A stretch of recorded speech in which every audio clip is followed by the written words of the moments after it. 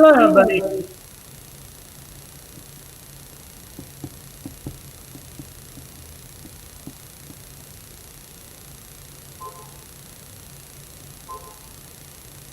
Hello. Great.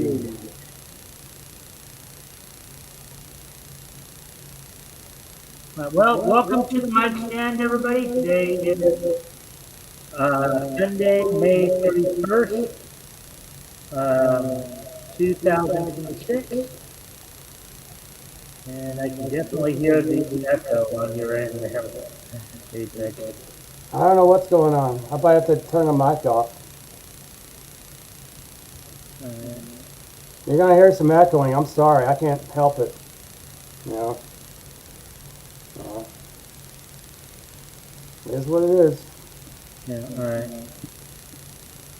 Yeah.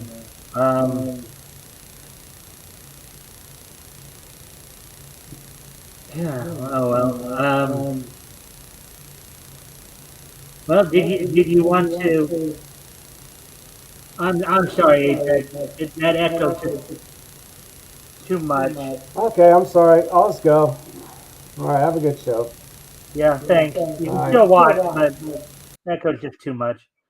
All right, so I'm going solo tonight, folks. Yeah, Apex is. I guess he's been having some issues with the computer lately. So, but that just simply means I'm gonna have to run the show on my own. So, friendly reminder to everybody, of course, if you haven't already, you guys can help out by liking and sharing the stream. See if we can get some more friendly people to engage. That'd be appreciated. Also, if anything here grabs your attention, feel free to comment and or ask questions. I'll try to answer the questions to the best of my ability. So we're just going to go ahead and get right into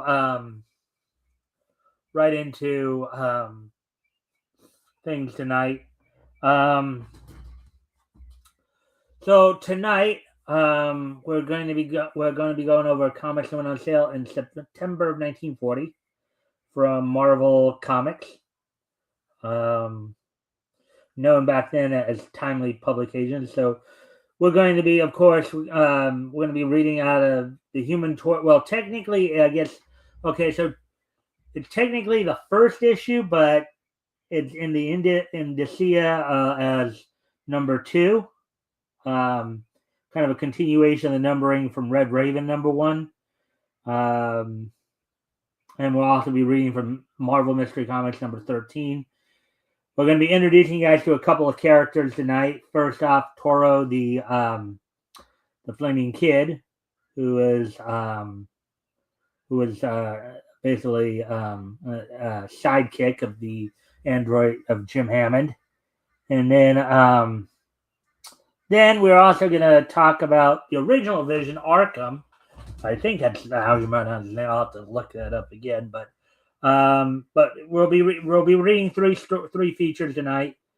The first Human Torch feature from Human Torch number 1/2, I guess. Then we'll be going over to Marvel Mystery Comics and reading the Submariner and the Vision story there. And then we'll, of course, be wrapping up with this weekend in Niche history. But with that being said, first off, let's at least introduce you guys to some of the new characters we're going to be looking at, or new for us, I guess, in terms of our purposes here as we've been going through this chronologically.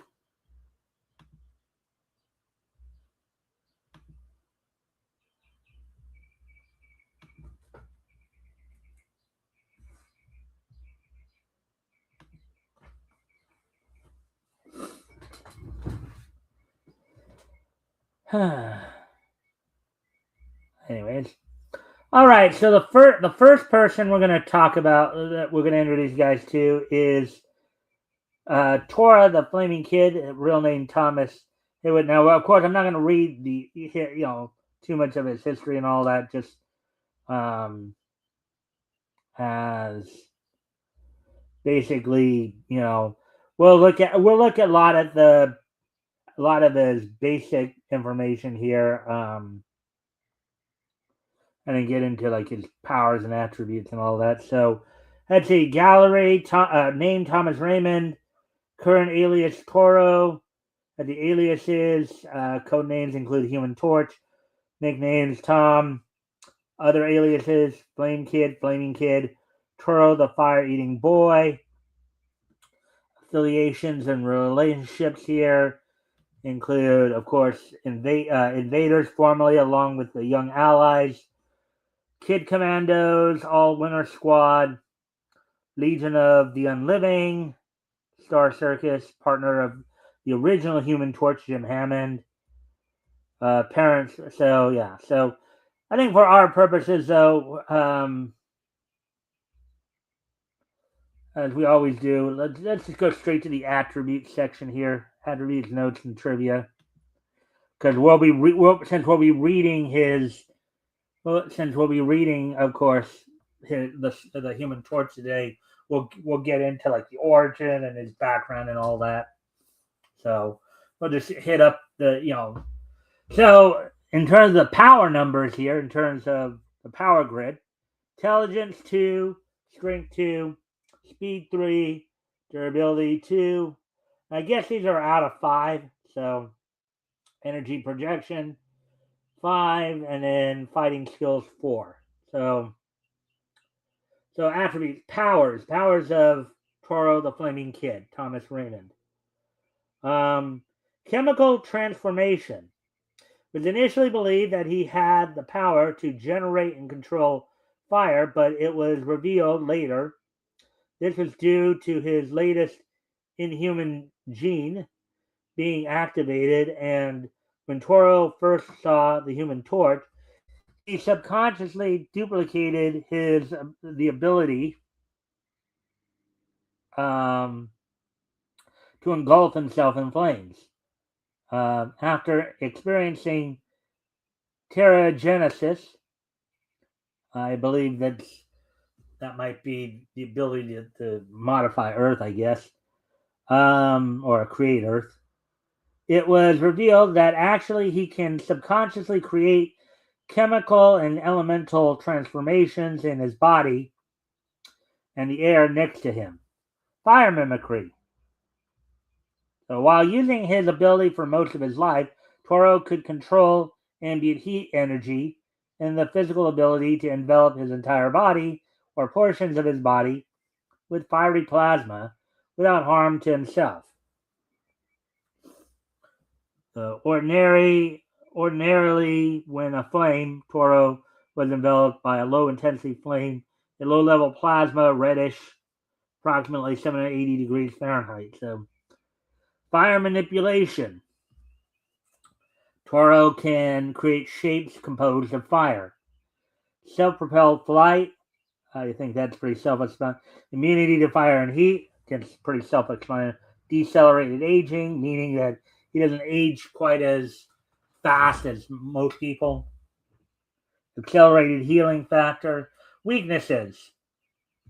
Fire extinguishing. Toro's flame was supported by the presence of oxygen and thus was extinguished in low air pressure or a vacuum.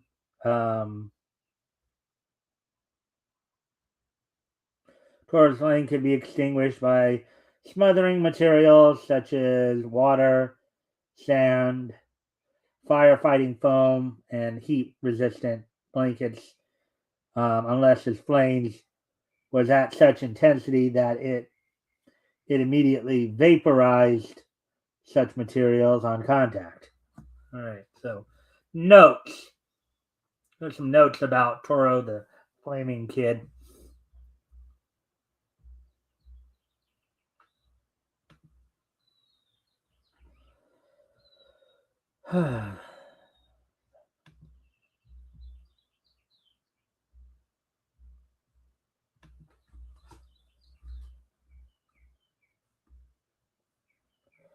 So it has been identified that a number of the wartime tales released to the public during World War II was done in the form of comic books and were often altered to aid in American propaganda to boost American support for the war. So I guess this is what they're talking about was in the Timely or Marvel universe at the time.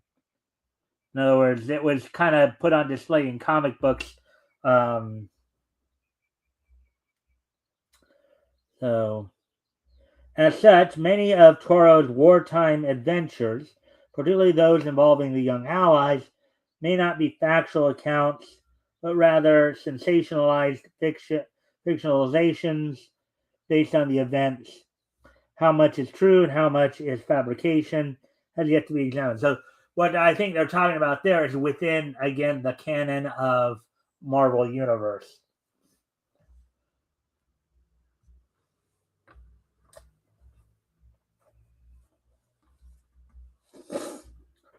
Toro had no origin for decades apart from being the survivor of a train wreck and undamaged by fire while his parents died, as depicted in his first appearance in Human Torch number 2, September 1940. Roger Stern, okay, so a little side note here.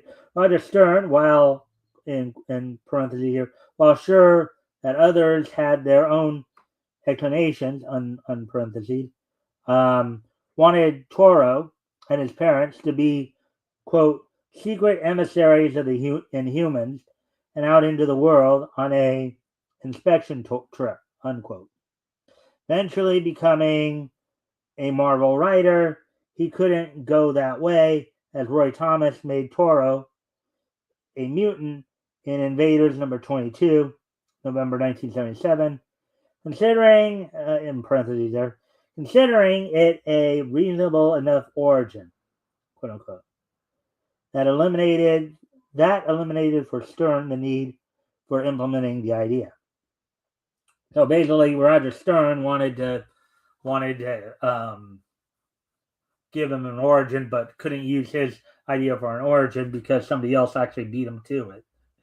And then finally here, Torch's origin was later retconned in All New Invaders number 8, July 23rd, 2014, in the wake of Infinity and Inhumanity, with him being a human with a recessive inhuman gene that reacted to the Horton cells when he came into contact with the Human Torch, but underwent further changes activated by the Terrigen bomb.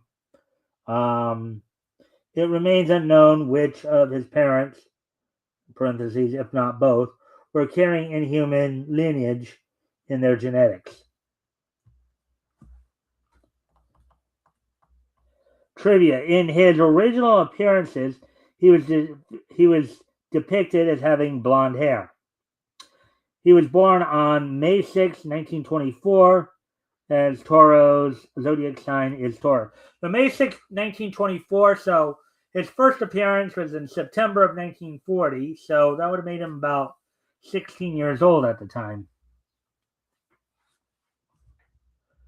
Alrighty then, so that's all the information, all the basic information on Toro the Flaming Kid. So now, let me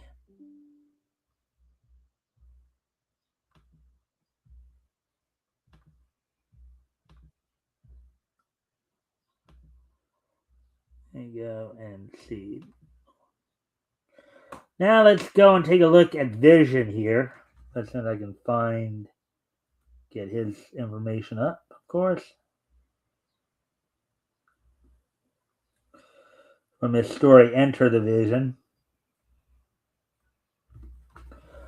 Oh, yeah, Arcus, actually. Arcus is his name, not Arkham. Arcus. And again, if you guys haven't already, if you guys can help out by liking and sharing the stream, see if we can get some more friendly people to engage. That'd be appreciated. Also, if anything here grabs your attention, feel free to comment and or ask questions. I'll try to answer the questions the best of my ability. So with that being said, continue on here. Let's talk a little bit about, let's see, Arcus of Earth 616. We're going to just, basic information here, name Arcus, current alias Vision. alias is Destroyer of Evil, Arcus, the etheric one, original vision. So this is not to be confused with the modern day Android vision that most people know of.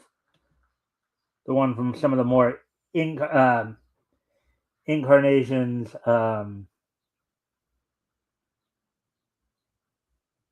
So power grid, of course, intelligence 3. Again, well, these might be like, yes, I guess maybe they're out of 10, I guess. But intelligence 3, strength 4, I guess out of 10 would be. Speed normally 3, 7 when he's using teleporter. Durability 5, energy production 6, fighting skills 3. So, attributes. Attributes of the original Vision Arcus. Powers. Arcus is a supernatural being from another dimension who entered our plane through elements contained in smoke. He's capable of a great many abilities stemming from innate resources of his body, mind, soul. Smoke, vapor, gas control. I think that seems pretty self-evident. It has been shown countless times that Arcus has high control over gases, vapors, and smoke substances. Sympathetic teleportation. Arcus is capable of manifesting anywhere in the world as long as there is smoke, vapor, and or gas for him to emerge from. Okay. Intake immunity. As of yet, there is no toxin or atmosphere known to harm him. He can virtually breathe in anything, allowing him to survive throughout dimensions. Wow, that's an interesting power right there. Basically, I think what they're saying there with intake immunity there is that it doesn't matter. He could breathe just about anything. He could breathe oxygen. He could breathe carbon dioxide. He could breathe carbon monoxide. Anything and everything in between there.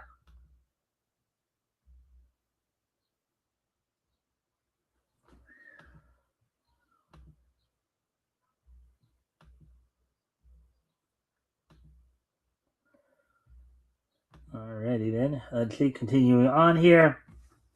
Let's see.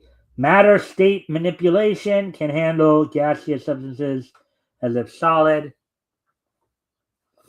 So a lot of its powers are around gas. So of course, superhuman strength. Argus has class 10 superhuman strength or higher. He is able to tear open a railroad tanker car. Let's see. Superhuman agility, superhuman speed, superhuman durability, telepathic immunity, which of course just basically means that nobody can get into his head to manipulate him or anything like that.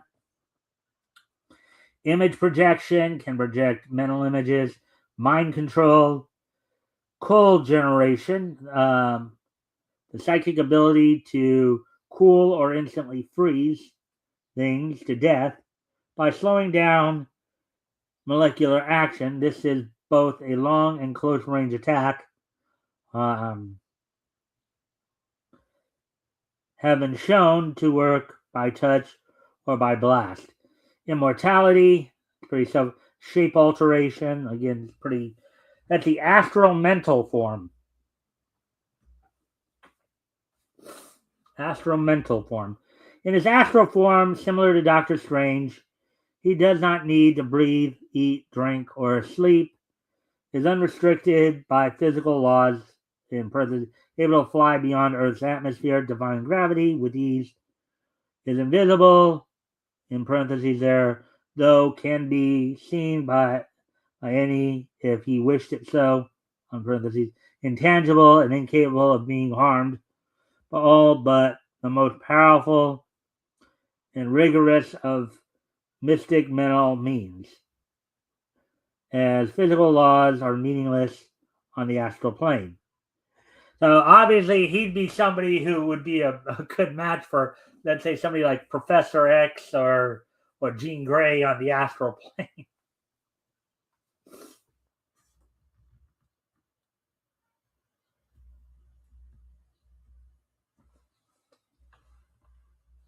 Or the Shadow King. That's another one I was trying to think of. Hypnotism, illusions, dimensional awareness. Arcus seemed to have expert knowledge of Earth, customs, with no previous educational, even when entering our world for the first time. So, abilities, martial arts. Arcus is a good hand-to-hand fighter, trained in quote-unquote super jujitsu.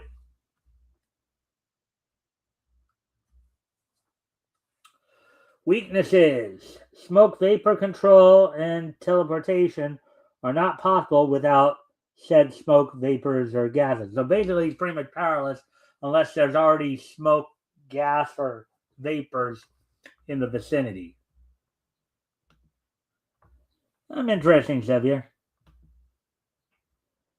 Metal.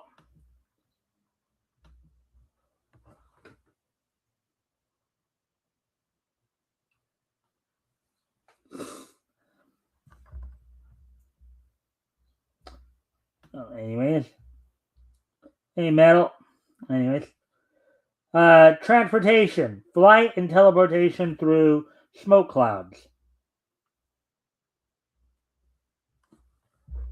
Notes. Argus first appeared in the modern Marvel universe in Avengers number 97, an mental construct of Rick Jones and the Supreme Intelligence. The actual character himself first appeared in Invaders Volume 2, number 3. Both stories were penned by Roy Thomas. Arcus has no emotional attachment towards killing a criminal, whether it makes him feel sad or content seems to be widely unknown.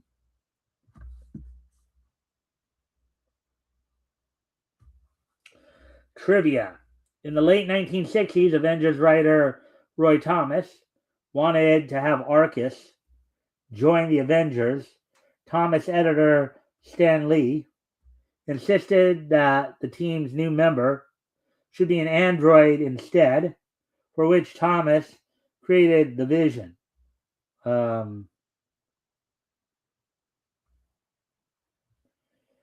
Who shared the name with Arcus and sported a similar appearance and mysterious nature to his desired choice.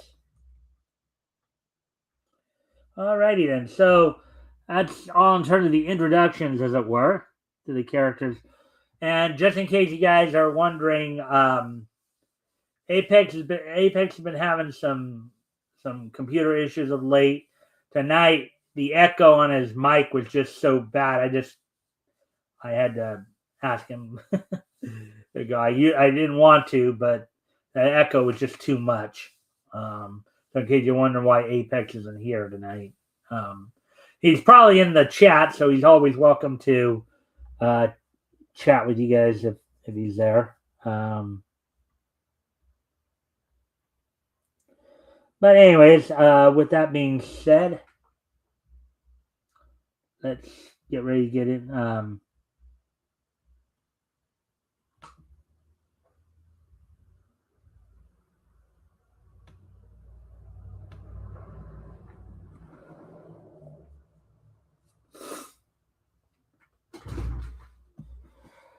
Alrighty then. So let me see now. Let's go get ready to go grab the comic now, as we will now be getting ready to go ahead and read the material. I want to, of course, start out with the Human Torch number 2.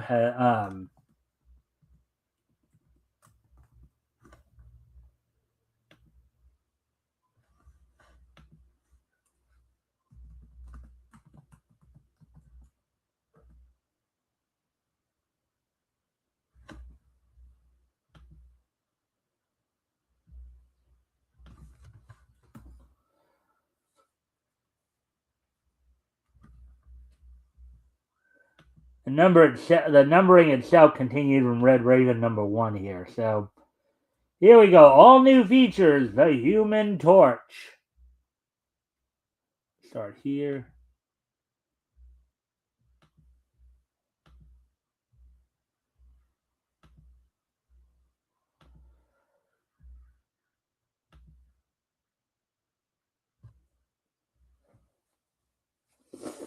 All right.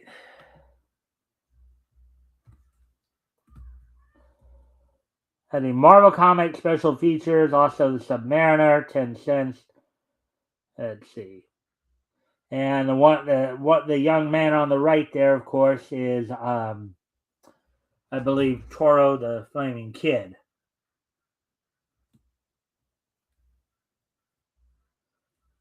All right, so the Human Torch, introducing Toro the Flaming Kid. A brand new Torch story by Carl Burgos.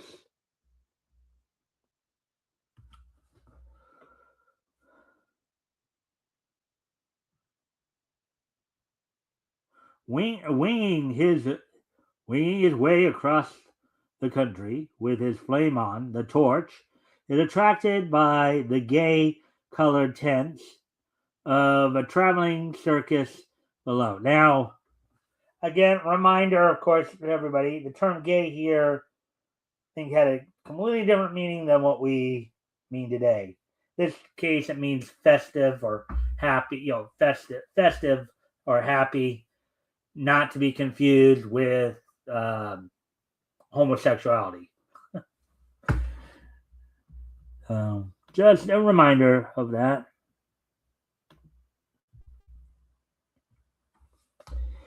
And as he nears the ground, panic breaks as Toro, the fire-eating boy, sorry about that,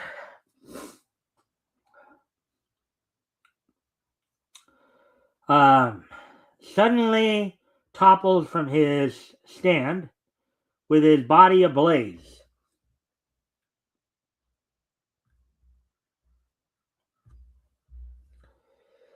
There's something strange about this. That boy's body is blazing, yet he is not being burned. Instantly, the torch subdues the boys and his own flame. What happened? Can't say, but it's mighty queer. And again, different use of the term than we would use today. Anyways, I do need to go off camera here for a quick moment. I'll be right back. I'll put some music on while I'm back.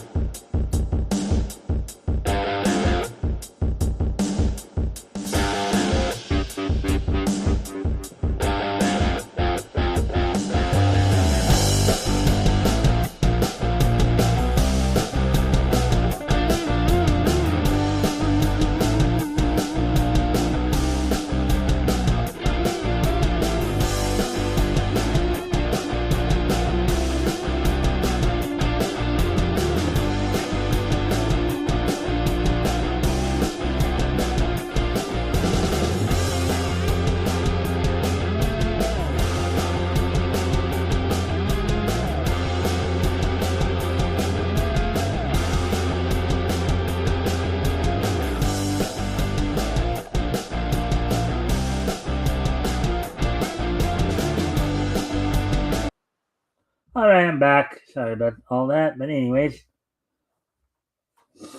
getting back to the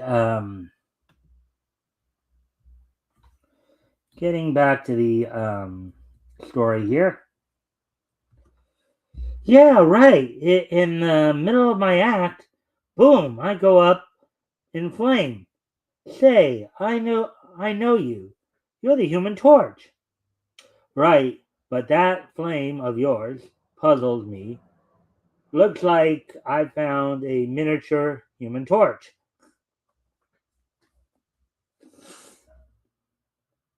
The circus owner is worried about the young performer. Toro, I've just heard. Are you all right? You're not hurt. Not even a little burn, Pops. Pops, this is the Human Torch. Pops owns this flea troop torch. Howdy. It's a pleasure. It's a pleasure, Pops.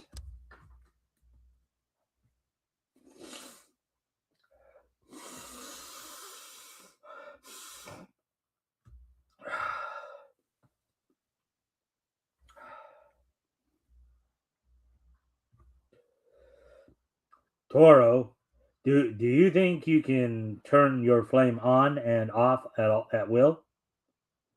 Gee, Pops, I don't know, but I'll try. Stout fellow. The torch experiments with the boy. Toro sends a mental command, speeding to his brain. It works! Try to leap, Toro.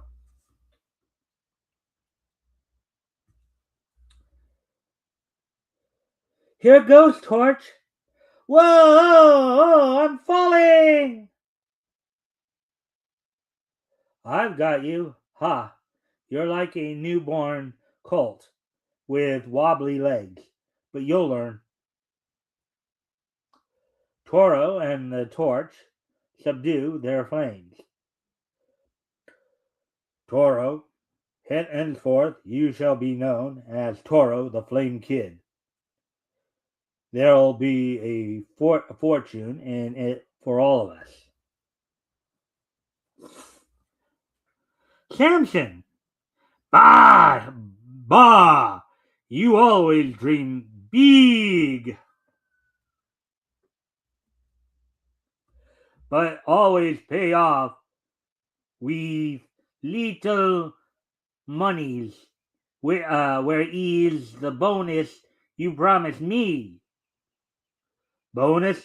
After making us fold up in Memphis? You big bum, you're fired. Get off the lot. Good. Then now I can do something I wanted to do for a long time. Punch you in nose. Samson, the circus strongman, wants to show his power. Hold on, strongman. Fists don't answer anything. Relax. Out of my way, insect. Meddlesome fool. How is this?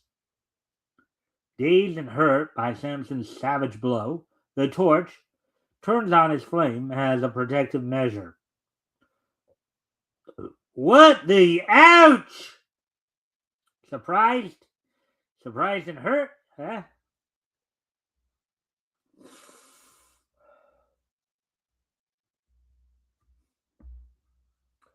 The torch then crashes his flame fist in Samson's jaw. You asked for it. Woof! Ow! No one can do these to Samson and get away with it. Okay, muscle bound. But remember, quote, those who play with fire get burned.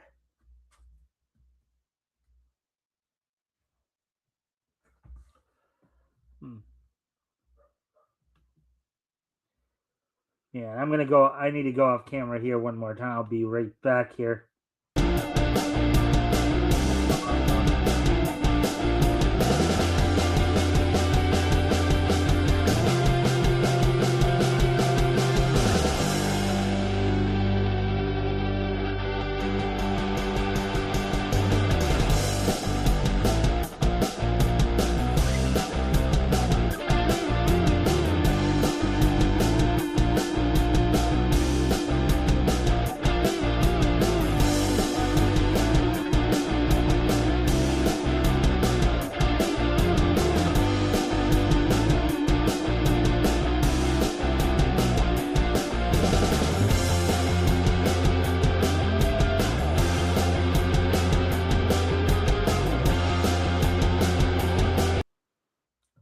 I'm back. So, anyways.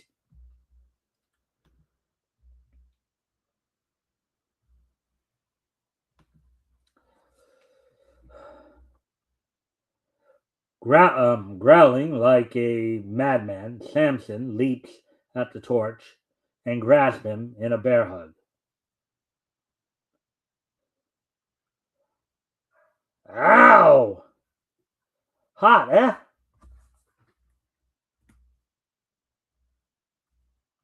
Oh, the torch controls the heat of his flame, reducing it so that Samson will not be fatally burned. With a mighty push, Samson flings the torch into the air and drops to the ground. You can't say I didn't warn you, Samson. You win this round, Fire Beetle, but we'll meet again, and then the torch subdues his flame. And I say, don't start anything you can't finish. You heard what Pop said. Off the lot. You know, Pops, I think that fellow is out to make trouble. Don't fret about it, Torch. In this game, something's always popping. Now, Toro, you and I are going into secret training. I'm going to teach you all there is about fire. Gosh! That means I can go on with advanced publicity. Right, Pops. And as you showmen say, on with the show. And so the Torch and Toro head toward the dressing rooms where Toro will rest before his next performance.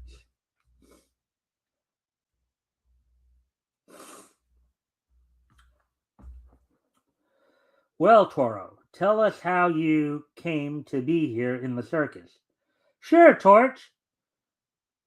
About 2 years ago, my mother, dad, and I started on a trip to the country. Hurry, or we'll miss our train.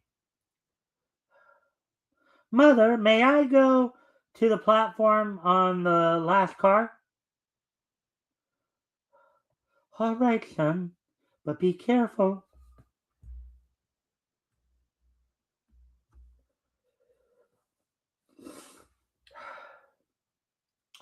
Walking through several cars, he reaches the observation platform. We sure are going fast.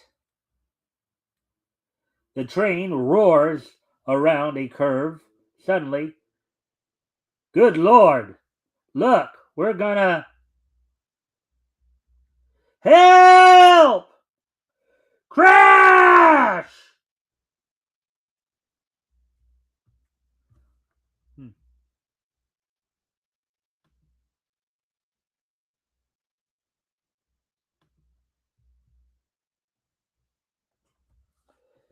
The wrecked train bursts into flames as a circus train screeches to a halt on the opposite track. She's burning! Look! A kid going into the car. We've got to stop him. Mommy! Mommy! Dad! Hold it, son. You can't go in there. You'll be burned alive. I don't care. Let me go. Like a slippery eel, the boy squirms out of the stranger's grasp. Mommy, Daddy, I'm coming. The flames lash at the boy and force him back. Poor kid, he's fainted.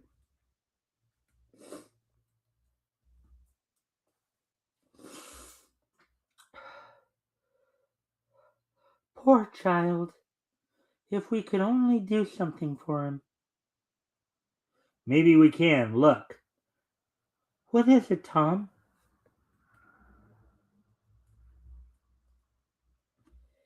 In his hand, he's holding a piece of molten steel. And his hand isn't burned. What can it mean, Tom? I don't know, but it looks like we've found the greatest attraction in the world. He's waking up.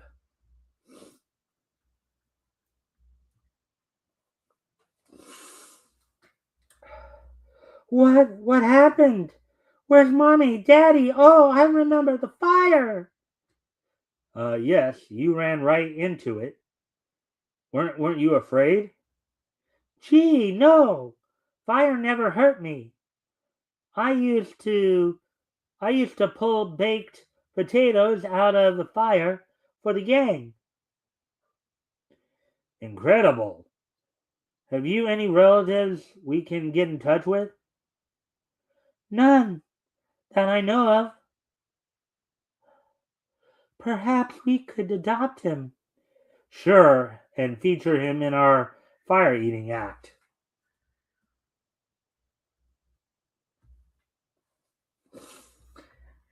Interesting way to start a career, isn't it, people? Survive a train crash, hold a piece of molten steel, and all of a sudden you got the chops to become a fire eater. Hey, Vitchozo, thanks for dropping in. Hi, everybody. Friendly reminder, everybody, of course, if you haven't already, if you guys can help out by liking and sharing the stream, see if we can get some more friendly people to engage. That'd be appreciated.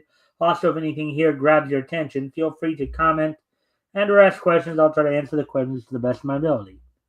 So, as we continue on here, and for those who came in late, we're reading from the Human Torch #2 tonight, as well as Marvel Mystery Comics #13. We'll be reading, Billy Marvel stuff tonight.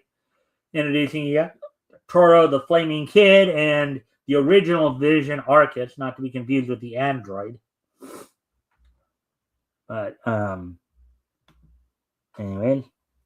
Is there any resource I can learn about police dog training exercises? I need to know how, for a story I'm writing. I myself don't know anything about that. Maybe Metal might. How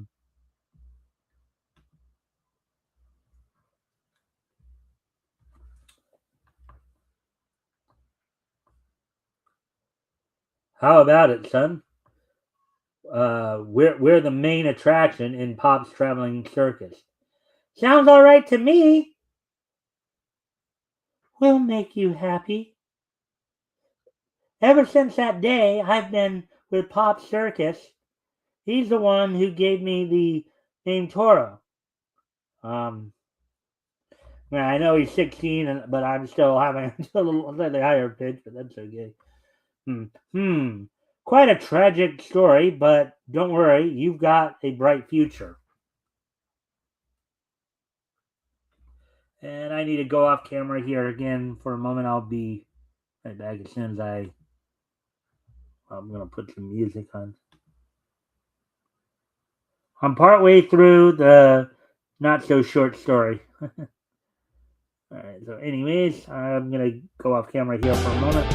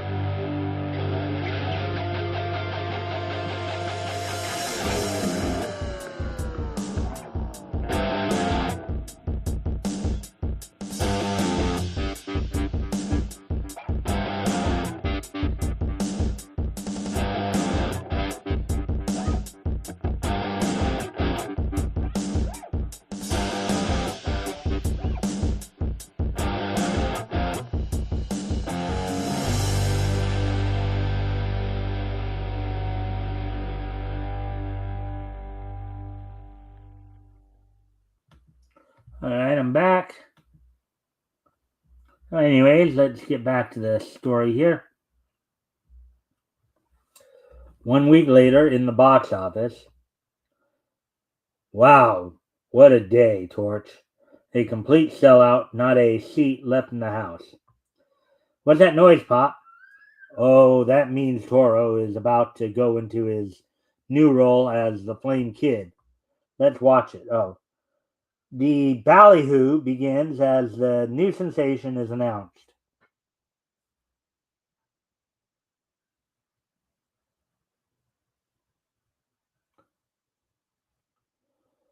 Jump and fire! What an opening spectacle this is! This is only a starter, Torch.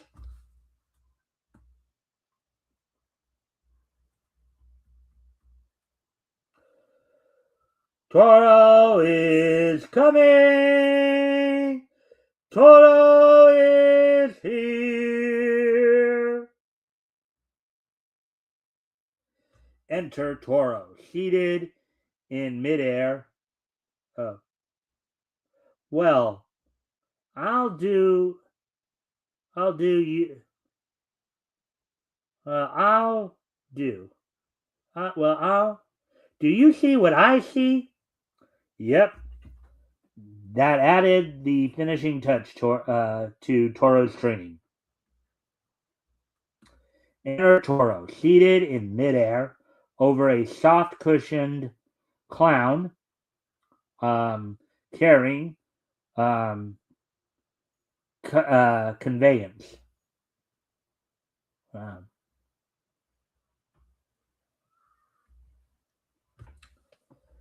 Suddenly, Toro leaps from his perch and weaves through the air, forming a blazing letter T. Wow.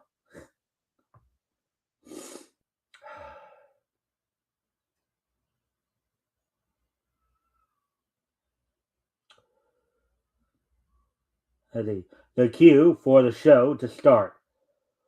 Wow! Instantly, solid steel drums, 2 feet thick, are brought in the center of the ring and placed 5 feet apart. Watch him, folks. He will melt through the steel and do a somersault between each in exactly 60 seconds, and he's off.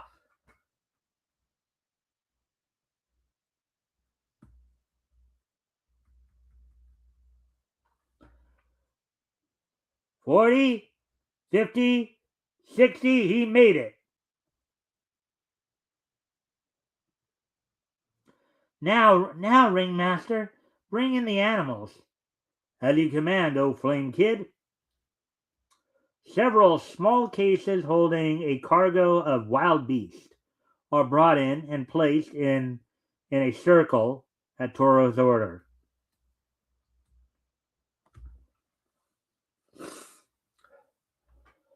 Leaving a circle of flame around the cages, Toro's blazing hands melt the protective steel cage iron bars, and the beasts are freed.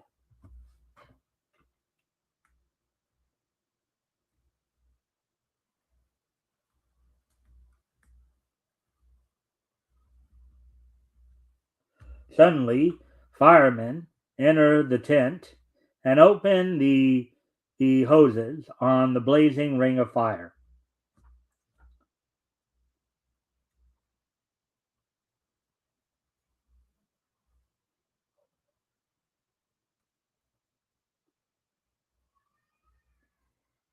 The fools, they are putting out the flames, mine included. As the fire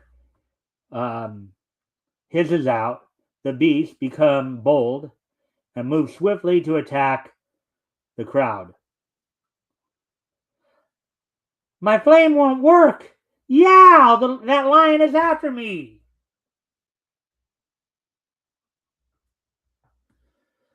But a flash of light whizzes between Toro and the beast. It's the torch. Help! As the lion drops to the floor, the torch takes to the air and rounds up the others.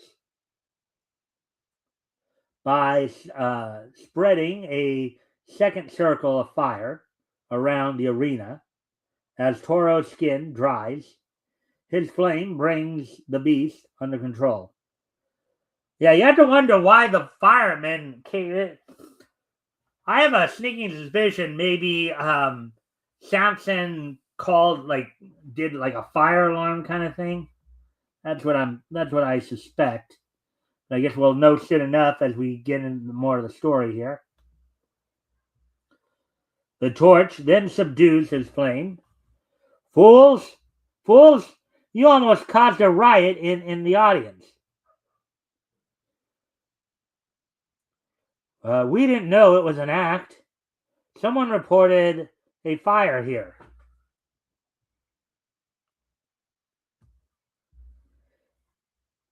It's just a hunch, but if you ask me, that someone is Samson. That isn't that just what I said? Isn't that just what I said? Anyways, meanwhile, not far away. Ha! By now these animals should have had a human meal. No pop circus. We'll have to vamoose. That is good. You're wrong, Samson. I've just come from there. The torch prevented the beast from attacking the audience. What, fool? I didn't tell you to get him when his flame was out.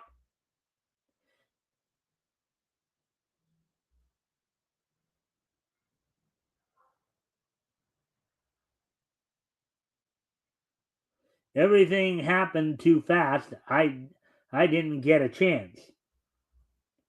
Bah, these will teach you to be faster than the torch.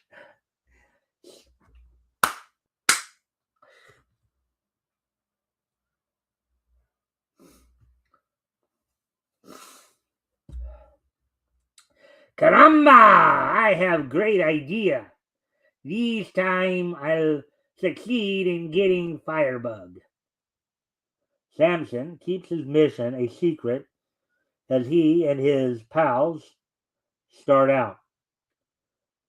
What's the rush, Samson? Where are we going? Yeah, and what is your great idea? All in good time, but first, back to Pop Circus. Samson, you're daffy. The joint's covered with cops. Bah, we're incidentals. Later,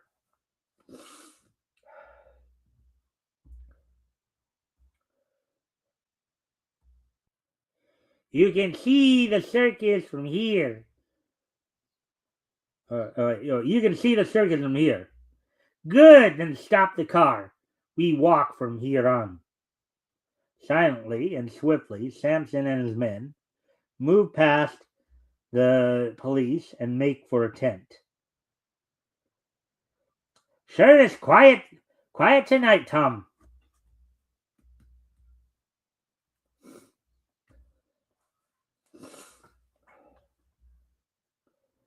Good evening, Professor. No noise, please. Samson. Well, what do you want, troublemaker? The rayon gun you showed me. I have use for it. Consarn you. You'll never get my invention, never. Very, very gallant, Professor.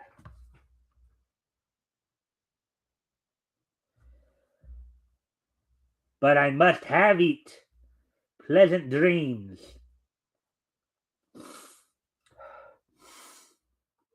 Ah, here it is. The professor's greatest achievement, the rayon gun. I don't get it. I don't get it. How's that gadget going to take care of the torch? Answer that, Samson. You'll soon see, but first we'll rob the cash office, yes? There ought to be a pile of dough. There ought to be a pile of dough there. It was a sellout today. Here's the box office. That's funny. No policemen around. Look, there's a heavy padlock on the door. Samson grasps the lock with his bare hands and rips it from the door. This is good practice for the great Samson. No?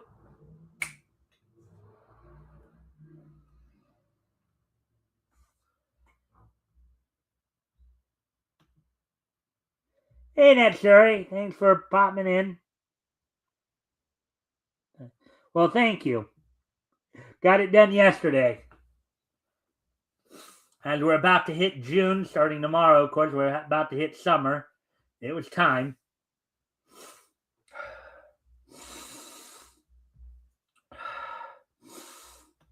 Huh.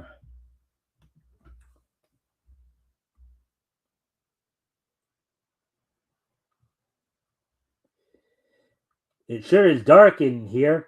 We'd better play safe and leave the flashlights out. Very wise. Ah, look. Oodles of monies. We are rich. No. Ha! These makes up for my bonus, yes? Suddenly, light fills the box office. That's what you think, Samson, but I'm going to give you your bonus with fire. Caramba! The firebug! Where's the rayon gun? I've got it. What in the torch turned off his flame? The torch turned off his flame. Hey, ow! It's pitch dark, and I'm getting out of here. As the door opens, Toro blazes in. Sorry to disappoint you, pal. Okay, so I guess it was a torch for. The thing is that I thought it was actually Toro who went in first because he looked like shorter, like the size of a young man, young boy, not as opposed to being like an adult male.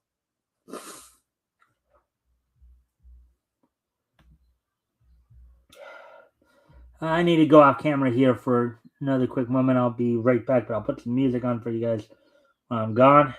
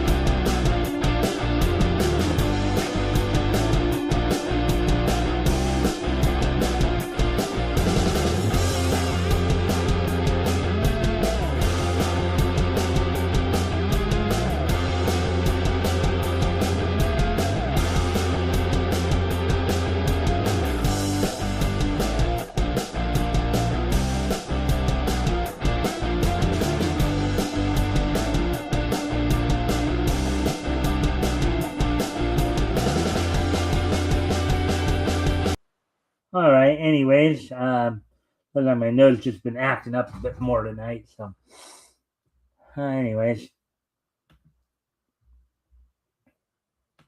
the torch turns on its flame. Nice going, Toro. You made mistake showing yourself, Torch. Easy, Torch! Easy, Torch! As the Torch rushes Samson, the latter fires a rayon gun. My flame is out. Ha ha! Now it's my turn to pay you back. Pay back insult. This time I will break you in half. Toro, stay back. I'll take care of this muscle-bound heel. Be brave, eh? The Torch sidesteps, and Samson goes flying out the doorway. Wow, kind of reminds me of Samoa Joe when he's sometimes wrestling his opponent. Sometimes particularly if a wrestler's coming off the top turnbuckle or something like that, he just sidesteps and they and flat.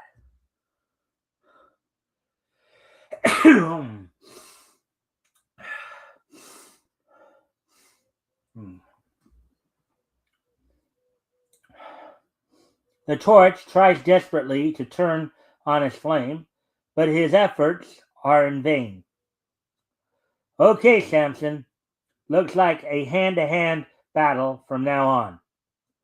And here's my opener. Excuse me one more time. Gotta take care of my nose again. I'll be right back, of course.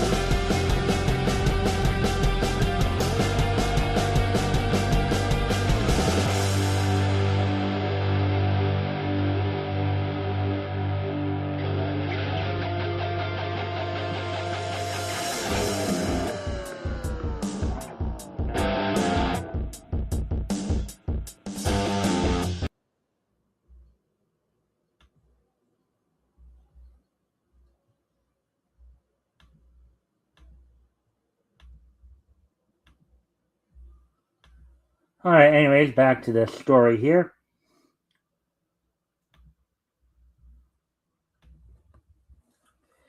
And here's mine. Ugh. Now for finishing torches. Pop!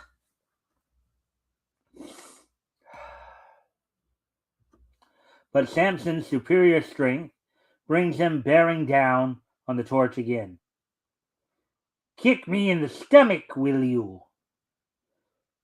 With the Torch out cold, Samson draws his gun. Now with the police. Hold on, mister. Hold on, mister. Hey, hold on, mister. The police rush Samson before he can pull the trigger, but the strong man races toward a nearby squad car.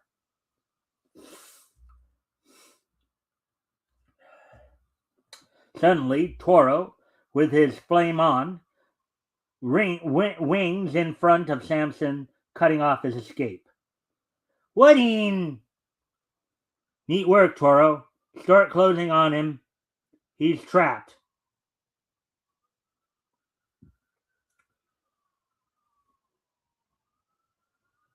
But he's got the gun? Trapped, eh?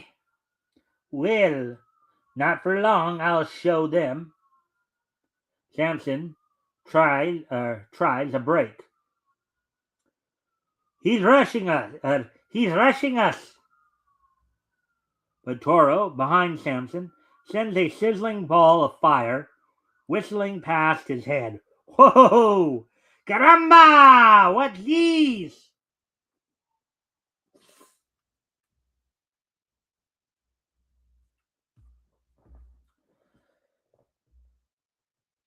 The torch catches it.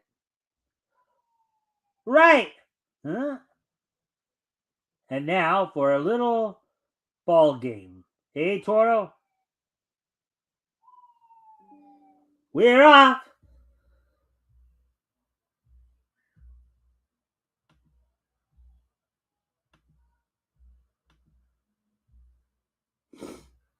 Yow! My mustache! It burned off!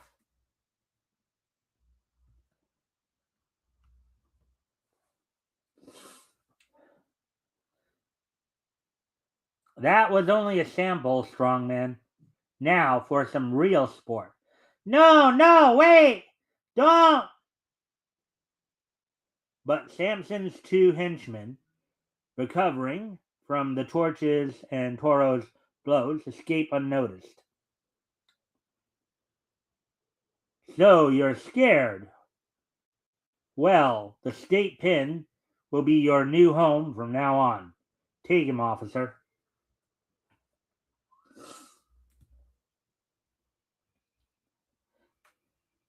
There's a car. Come on, hurry. Right. Uh-oh. Look, more cops. We're in luck. The chumps left the keys in it. Shut up and step on it. They made it, Pops.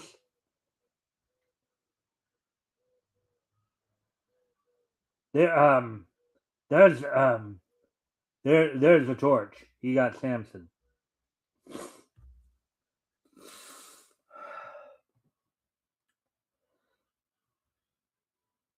The professor talked before he passed on.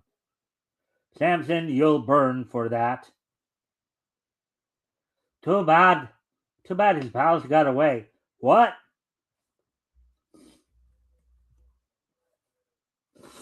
Flaming stones, I forgot about them.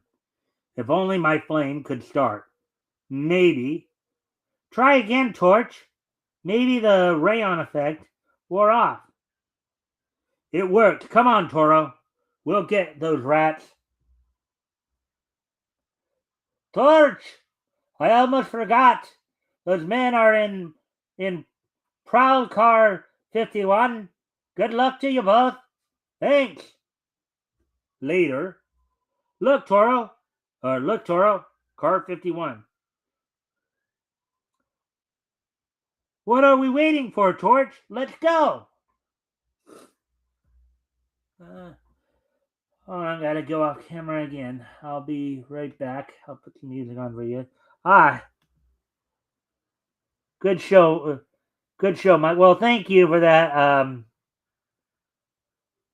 Roland.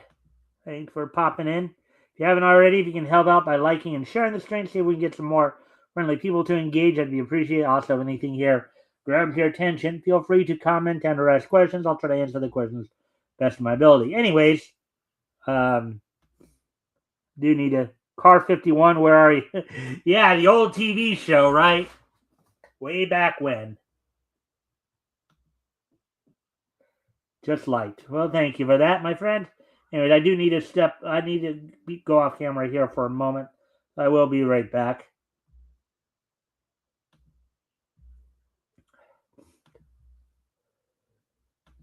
But I'll put some music on to see guys see while I'm gone.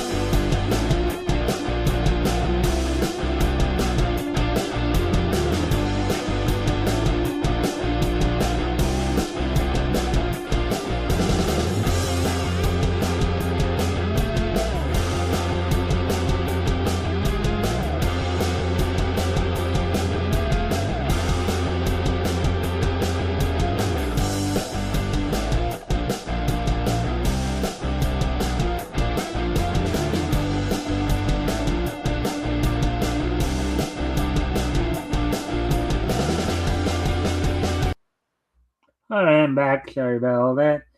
Anyways, let's get back into the comic here. Like two blazing comets, the Torch and Toro swoop down on either side of the fast-moving police car.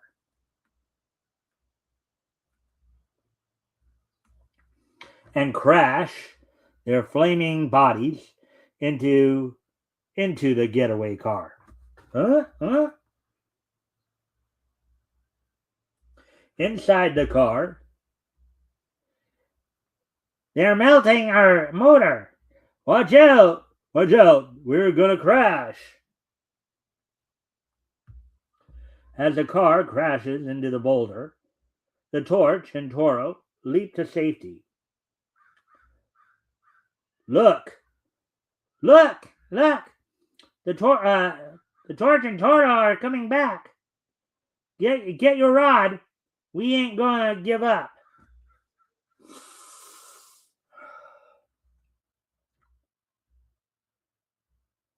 But flames streak from the Torch and Toro. Instantly, the gun becomes a molten mass. It's no use. We'd better give up. Huh? The two blazing figures land and subdue their flames.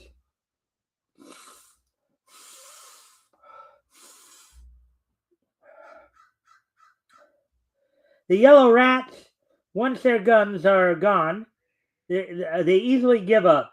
Say, Torch, how are we going to get them back to the circus without walking? I don't know. Wait, I've got it.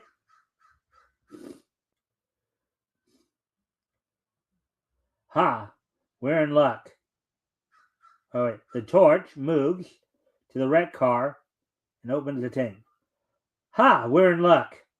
Look, what are you going to do with the rope?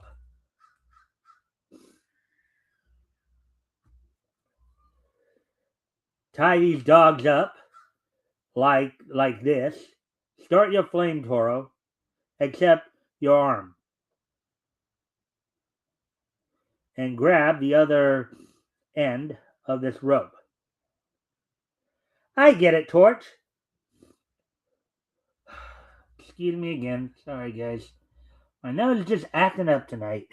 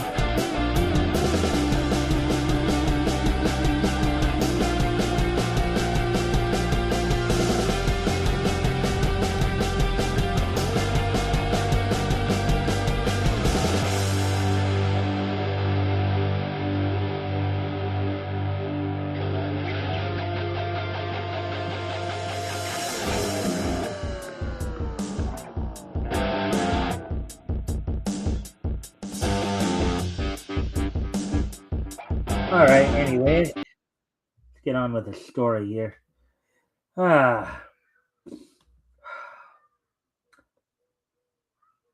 Nose starts to act up.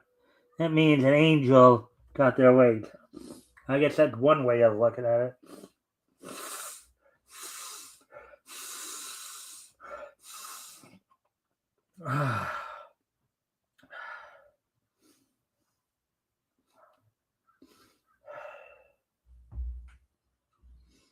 Anyway, man. Anyways, I'll be right back. Again.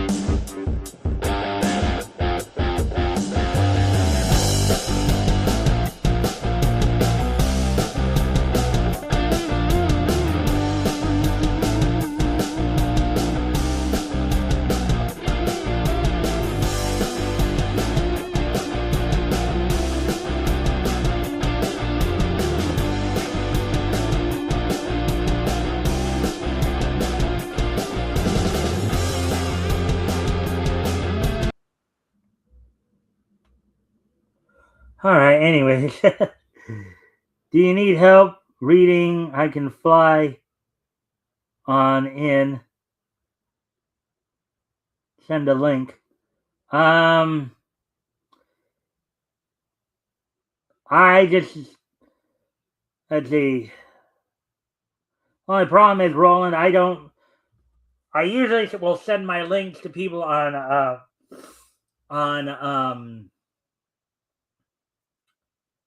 on Facebook, and I don't even really think I don't think we're even friends on unless on Facebook you go by a totally different name or something like that.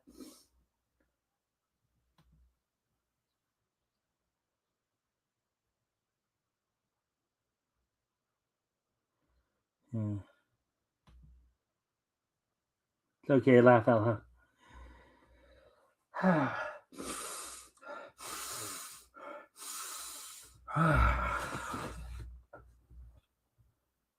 Keep going. Yeah. Anyways.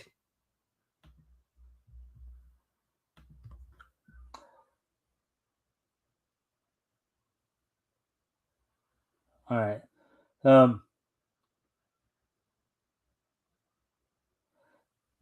They jumped into the air. They jumped into the air. They jumped into the air. Their bodies blazing except their arms. I don't get it. You will in a moment.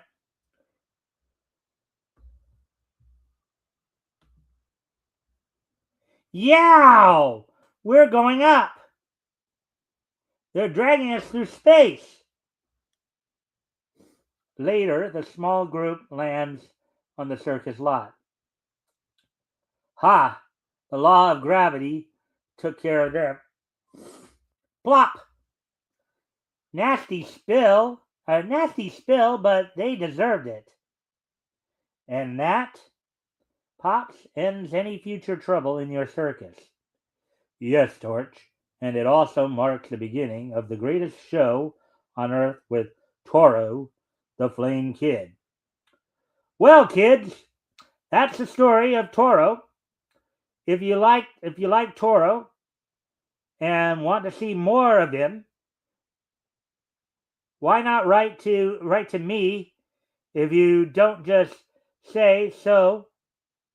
If you don't if you don't just say so, remember this is your comic strip. So get your letters in, and so long, fellers. Write The Human Torch in care of Timely Publications, 330 West 42nd Street, New York City. Alrighty then. So with that being said, so now, of course, that was 19 pages, so pretty long story, but we're going to get ready to move on to Marvel Mystery Con, and we're going to read the Submariner and Vision stories there. Let me get there first.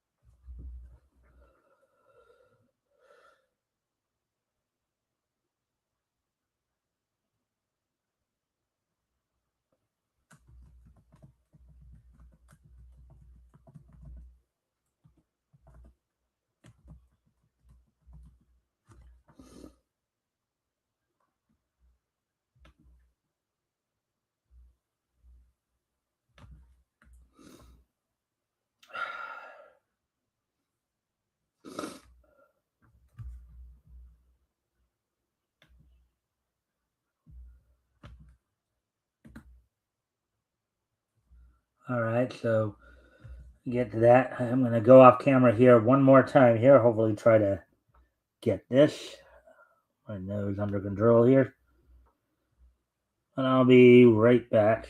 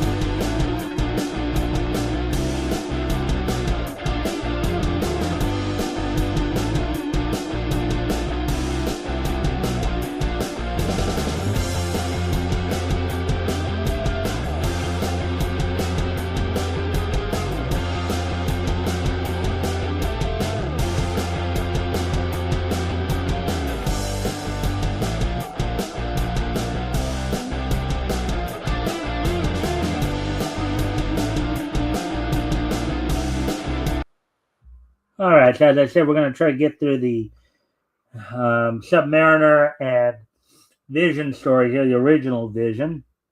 Marvel Mystery. So Marvel Mystery Comics number 13. Cover date, of course, November. Sensational new feature, The Vision. Submariner. You also see the Human Torch on the front on the main. The Angel.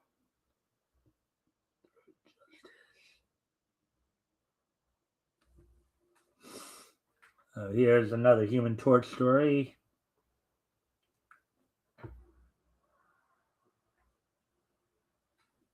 We're going to go to the Submariner.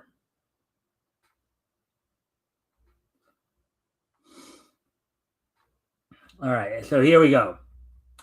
Prince Namor, the Submariner. Namor, his 2 American prisoners, having escaped, talks with his mother and his cousin Dorma in his mother's private chamber in the Ice Castle. By Bill Everett.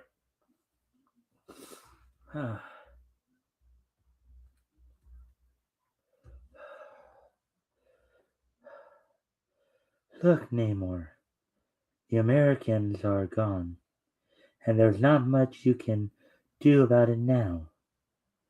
Unless you want to pursue them again, and I hardly think that worthwhile.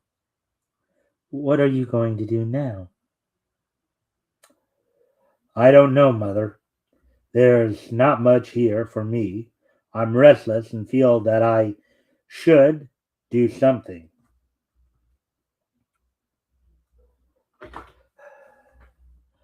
Why don't you take another crack at this adventure game, Namor? Why don't you go on a trip again?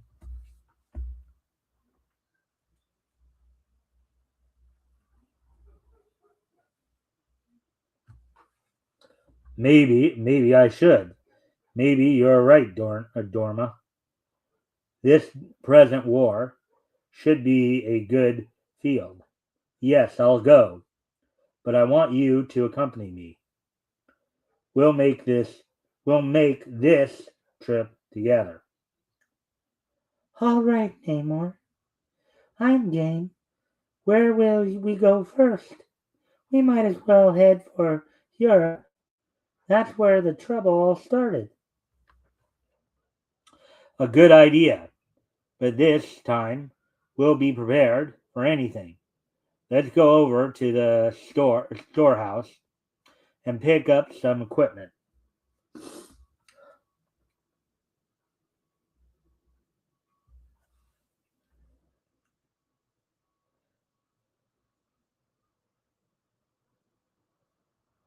Here we are, cousin.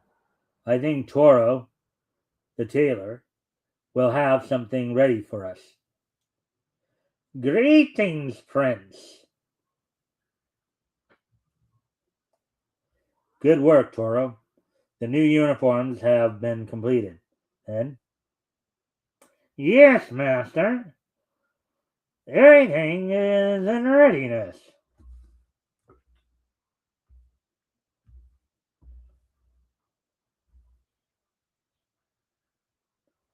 Here, Princess Dorma, is your uniform.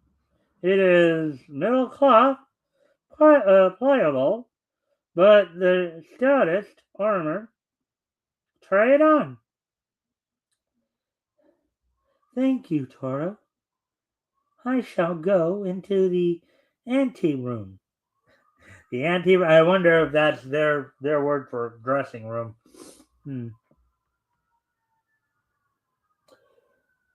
This mask is designed to ward off all poisonous gases. You say? Yes, yes, Majesty. It is my own creation. The young lady has a similar one.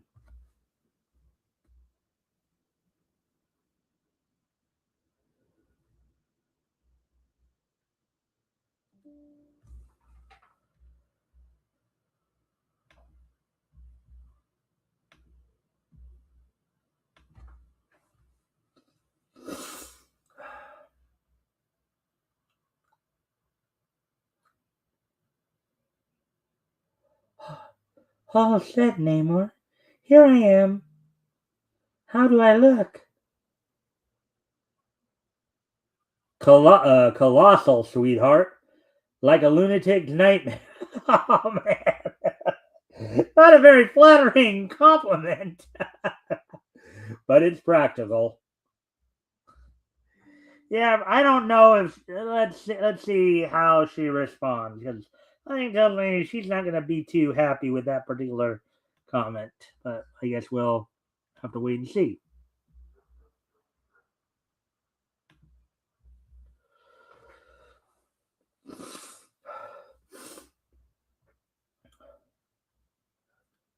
All right, let's get started. I guess because they have math on. All right, let's get started. Waiting around any no sense waiting around any longer. I feel like one of those fantastic Americans in one of their masquerade costumes.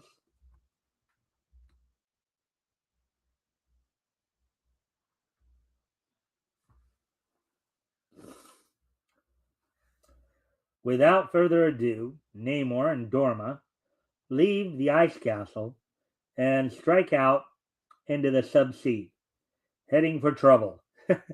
You like how he said that? Heading for trouble.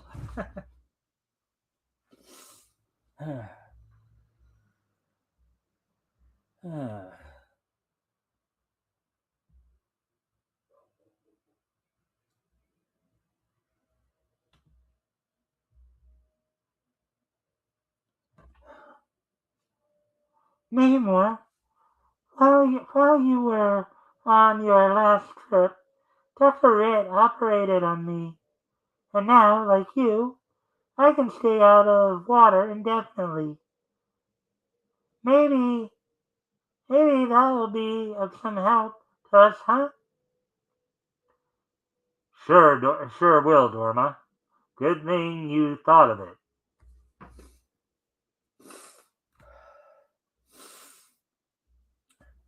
A day later,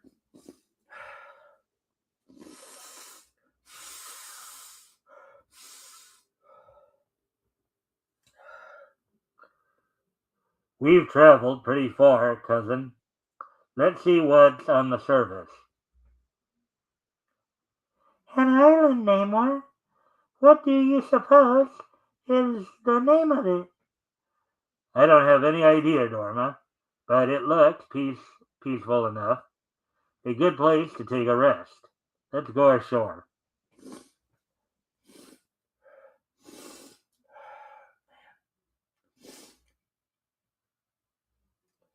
Commander, come quickly.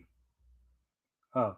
Meanwhile, on the island's watchtower, Commander, come quickly.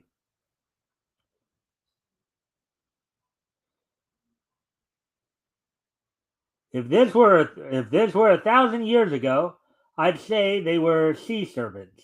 Take a look, sir. Let's have those glasses. Let's have those glasses. And on the shore rocks,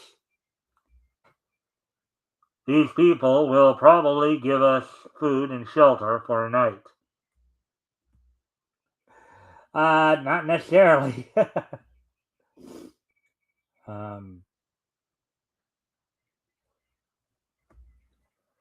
Let's have a look around, Dorma. I don't know, boy. I have a premonition about this. Suddenly, halt! Who goes there? Sacre bleu! Blue. What manner of creatures are these? Put up your hands!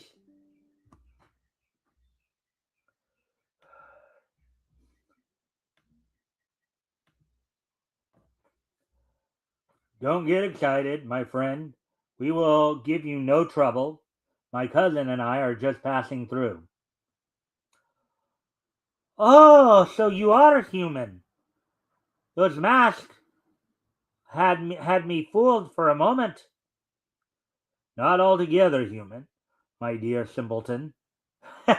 Yeah, not the best way to communicate, my dear simpleton. But just enough not to enjoy that bayonet. Take it easy. I need to go off camera here again. I'll be right back.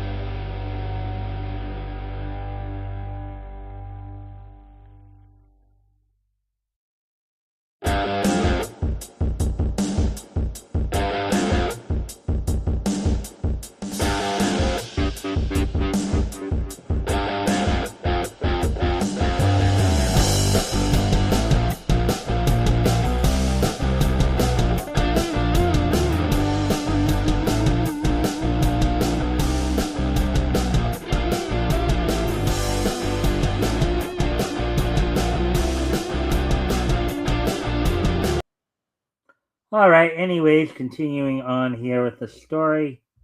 So, of course, I get everything back up and running.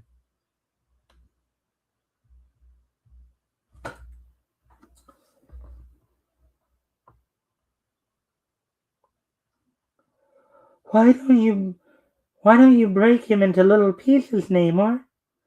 You could do it with one hand. No, not now, Dorma. He's only doing his duty. Dip cheese, get along. The governor will want to look at you too. Que se. In the offices of the governor, Monsieur, these strange people come from out of the Monsieur, these strange people come from out of the sea. I have arrested them on suspicion of espionage, since they seem to carry no identifying papers. Do you wish to question them now?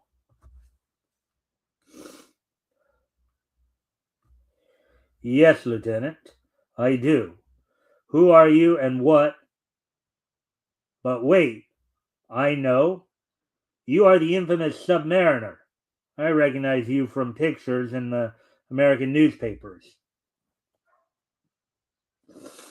What are you doing here? We are on our way to Europe to see what we can do to help break up the war, Your Honor. We merely stopped here to rest.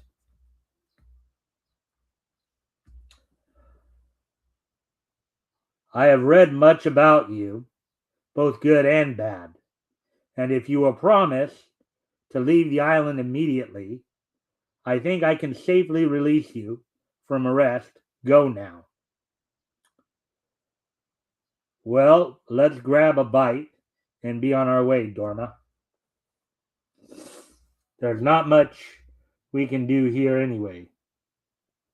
But suddenly, whoa!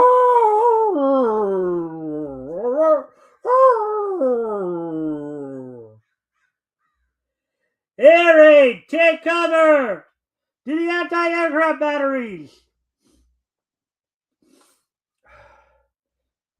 Quickly, but incredibly fashion.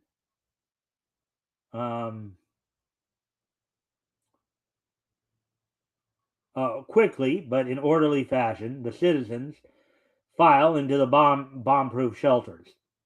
Easy now, don't push. There's plenty of time.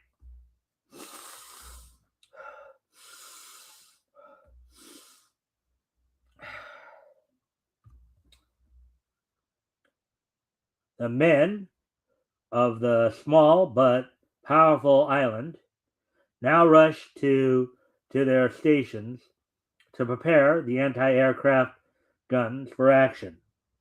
Then suddenly the roar of the approaching planes becomes deafening, and the mighty boarders swoop down.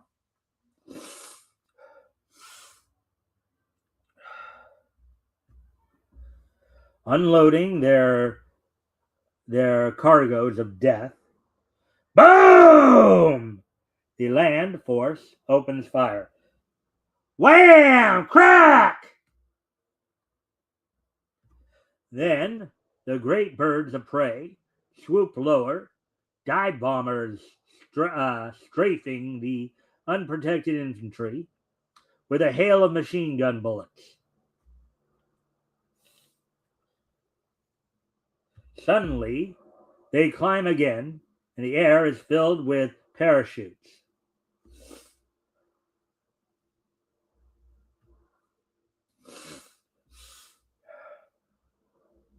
Wow.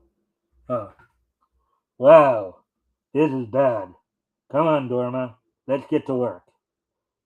All set, Skipper. I'll stay here and handle some of these birds in person. Namor leaps to meet the enemy. That's two out of the way.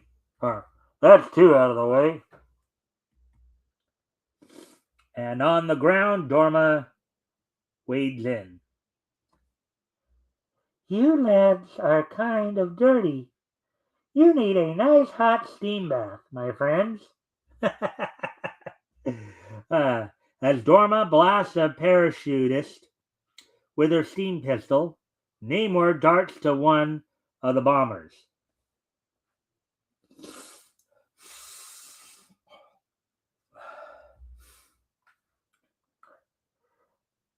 See what we can do with this baby.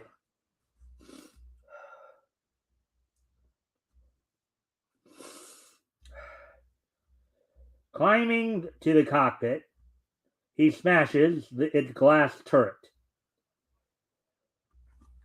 Open sesame! Down emitter! Down emitter! West east! Das! Just little old me, Fritzy. Out you go, you and your Jerry pal. I'm running the show from now on. Ta-ta, dearie.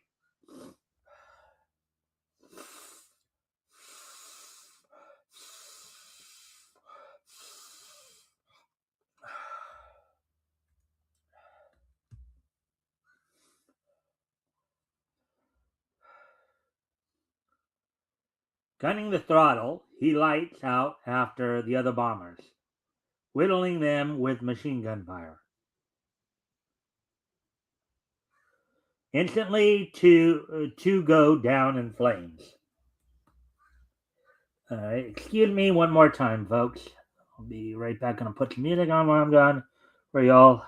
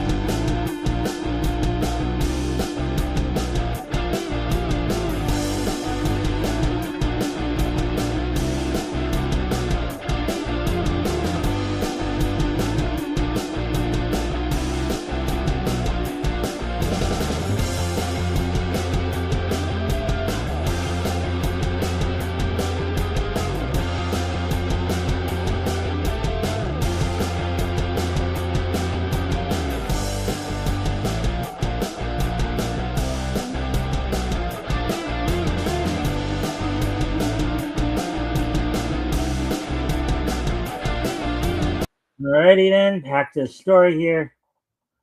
And thank you for your patience, people. Anyways, while the ground crews deal with the others, he heads his confiscated support to sea and then leaves it to crash unpiloted.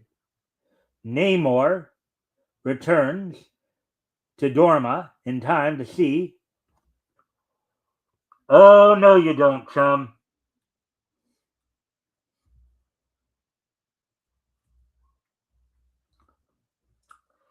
Attack a lady, will you? That's what you think.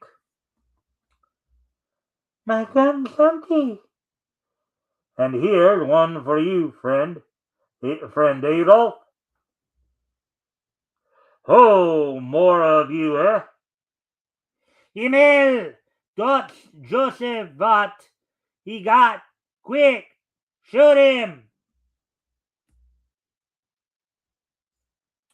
Namor reaches for his victim again. Well, come on, babies. Papa likes to play too. Watch the east. Don't shoot. Don't shoot. Don't shoot. That Max. Don't shoot you, that Max. 1, 2. Yeah! Wham! Bam! Attaboy, cousin. And 3, a triple hit. That takes care of those lads. What goes on? Say, nice work. What goes on? Say, nice work, Monsieur.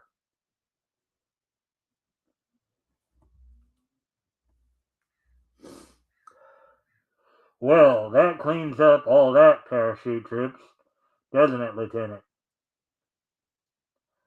I can vouch for that, yes.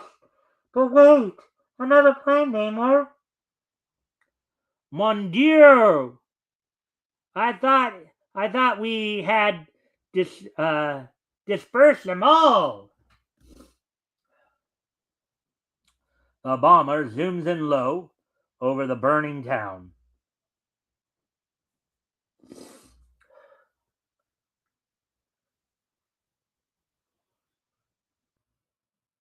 Wait, look!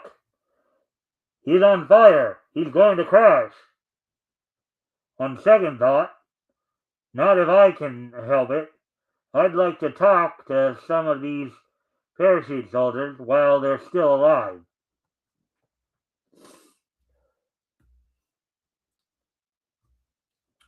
Namor leaps into the smoke-filled sky and seizes the Junker's landing gear. Up and at 'em, Namor boy! Then, quickly climbing to the roof of the ship, grasps it firmly and guides it to a safe landing. Missed those houses by a rare 6 inches. By a bare 6 inches. But a miss is as good as a mile.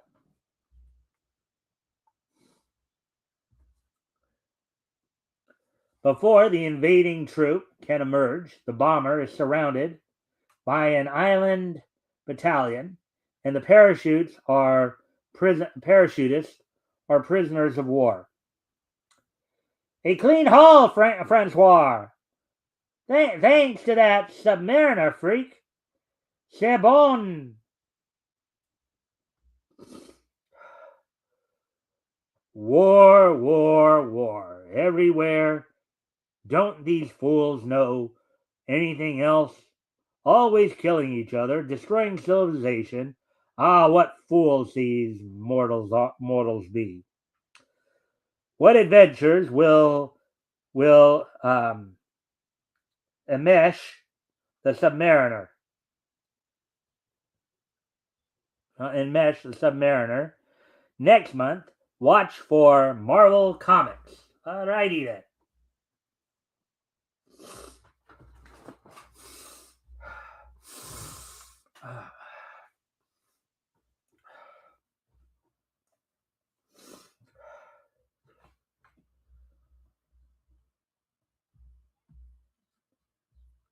All right, so I'm gonna get through these stories no matter how long it takes. I may run. We're already at hour 50, which is where I had hoped to go tonight, but we'll probably go closer to 2.5 hours at this point, or 2 hours and 20 minutes at least. But anyways, let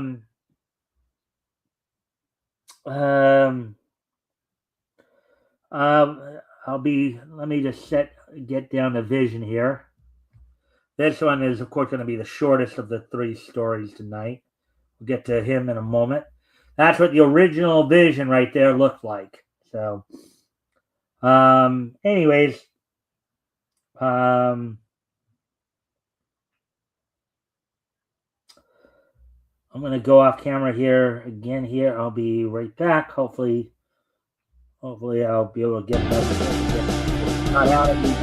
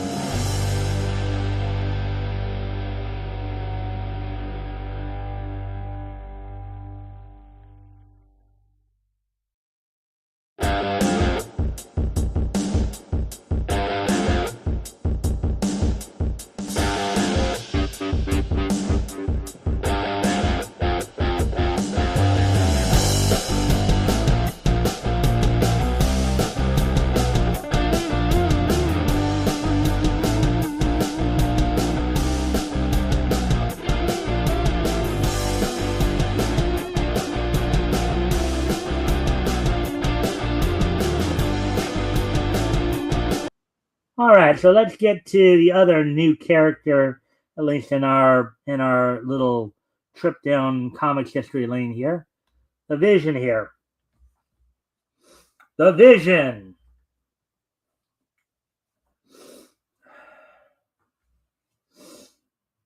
The Vision. Science discovers smoke to be the long sought for a gateway to the supernatural. Professor Enoch Mason's Dimension Smasher, quote unquote, blasted a path into the beyond. And through the breach that once separated the material world from the supernatural stepped the Vision. All perpetrators of evil were to rue the day the Vision appeared. For them he was nemesis. Death and disaster befell all enemies of society who beheld him in his true form.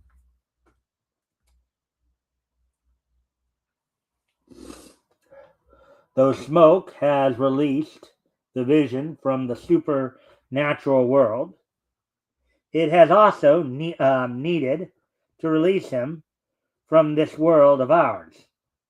And a lack of the substance will trap him as effectively as iron bars will trap a mortal.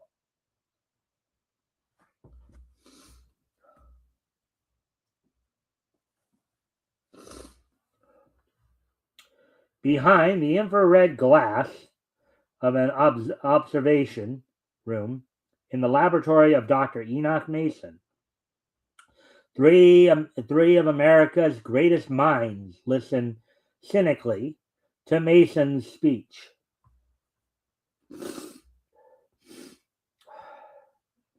And so, gentlemen, with the aid of modern science, I have accomplished what students of the occult have strived but failed to reach.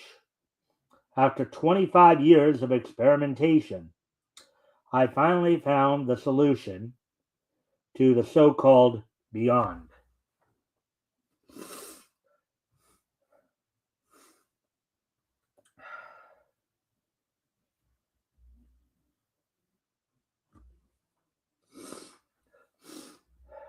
Gentlemen, the purpose of my demonstration tonight is to prove that the so-called ghosts and spirits are actually inhabitants of worlds and universes whose dimensional spheres are coexistent with our own. Then this is to be some sort of scientific seance, I take it.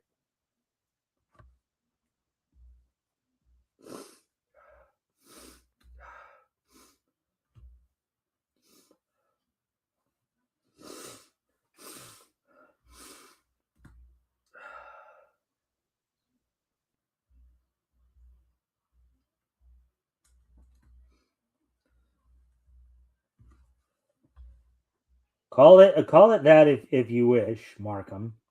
My Dimension Smasher shall blast an entrance in the force film that separates our world from those universes beyond, an entrance large enough to permit one of these hyperdimensional intelligences to cross to our material plane. Excuse me again. Sorry about this, guys.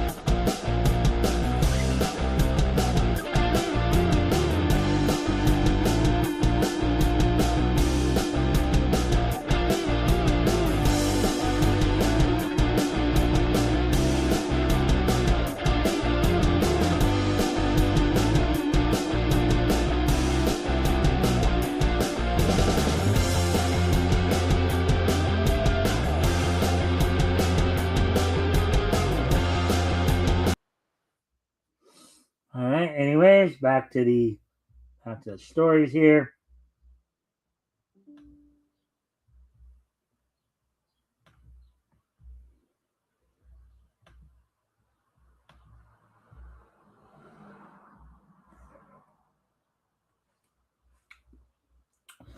Meanwhile, in the luxurious rooms of Brains Bernelli, crime king of Lincoln City, two gunmen receive a grim assignment. And don't forget what I said. Either Mason comes across, or ye's take his gadgets.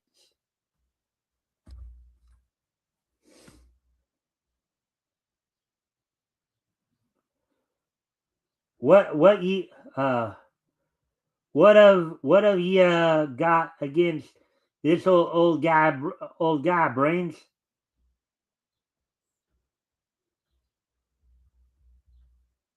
Oh, wait a minute. Oh. Well, what have you got against this old guy Brains?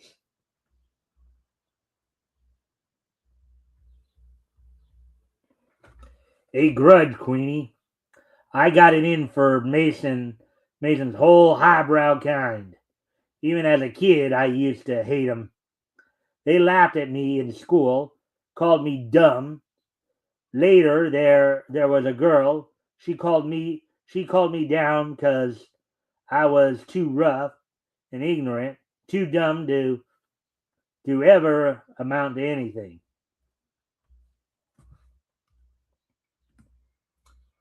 That was years ago. Now I own this town. I get my rake off from the pockets of every yokel and big shot. I'm on top, see, but I ain't forgotten. So I buy up promissory notes written by profs like Doc Mason and borrow dough to buy equipment. I get a kick out a watching them at what to watch. I get out the kick out of watching them squirm when I break them.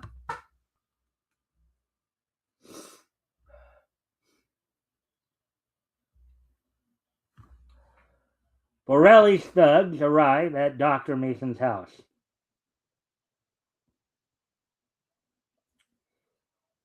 Sorry, gentlemen. The doctor is powerful busy experimenting now. If y'all could come back tomorrow, we want to see the old doc now. Get moving. We're not playing, Moss. Take us to his lab and no tricks. Get it?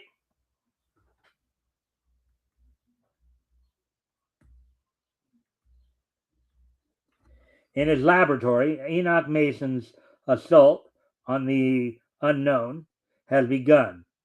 His Dimension Smasher unlocks titanic forces which batter with merciless fury at the intangible wall Mason seeks to penetrate. The observation room is suddenly invaded. Hoist 'em highbrows!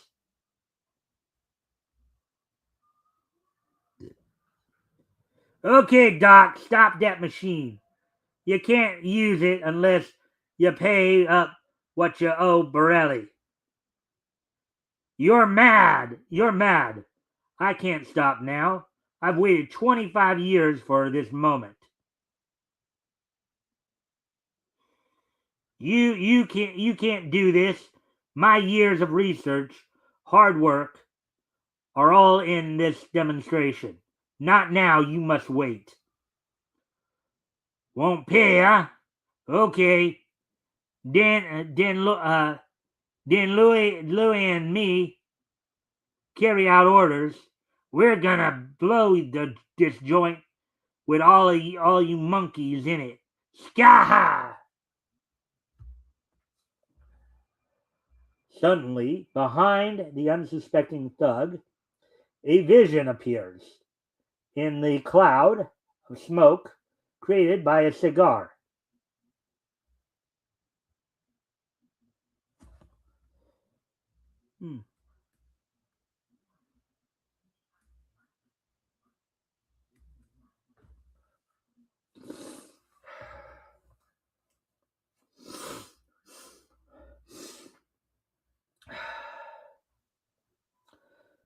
The gangster has unwittingly helped open the door to another dimension by supplying the necessary element, smoke.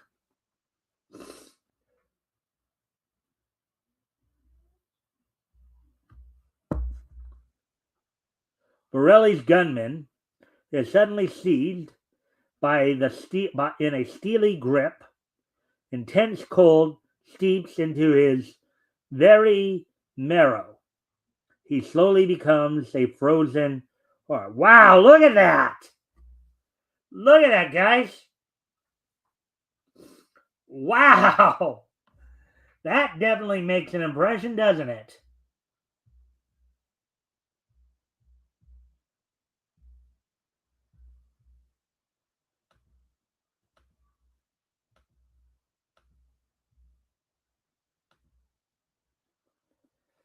Oh, look at that. That definitely makes an impression right there.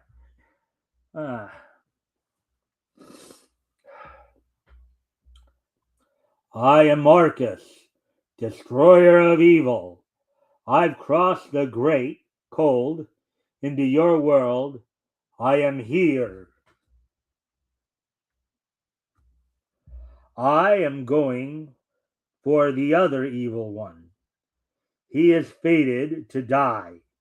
I shall return soon.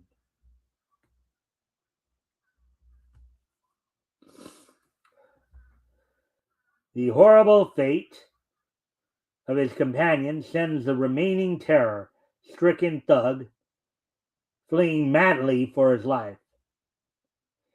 It'll get me too! Help! Morelli, it's after me! There it is! It's coming closer! Closer! Its eyes! They're blinding me! I can't get away! Ah!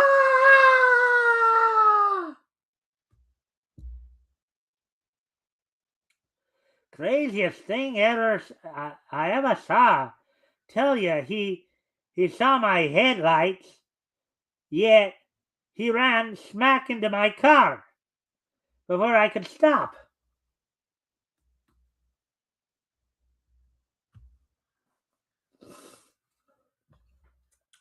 Shaken in mind and body, but the shaken in mind by the utterly fantastic occurrence in his laboratory, Enoch Mason notifies the police about the death of Borelli's frozen gunman. Yes, I said there's a man dead in my laboratory. I'm going to bring Borelli's men.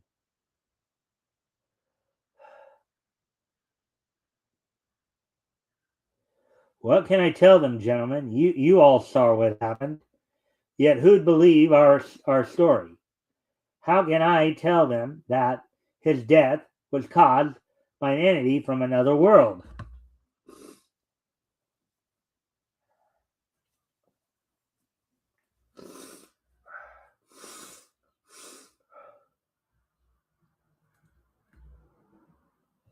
Excuse me again, guys. I'll be right back.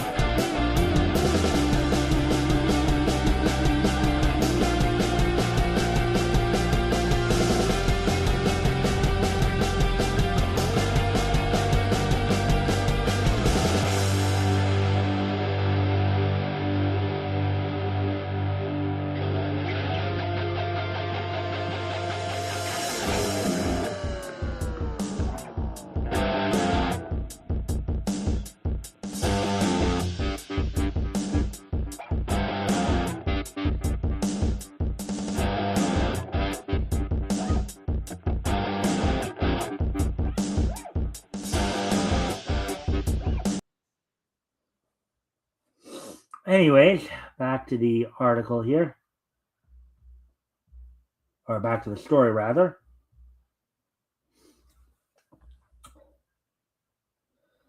That isn't so, Dr. Mason. The man froze to death as a result of contact with a refrigicoil in your dimension smasher. What? How in? Who are you? How did you get in here? You let me in. It is I, Arcus, in material shape. Only those approaching death can see me in my true form as the vision.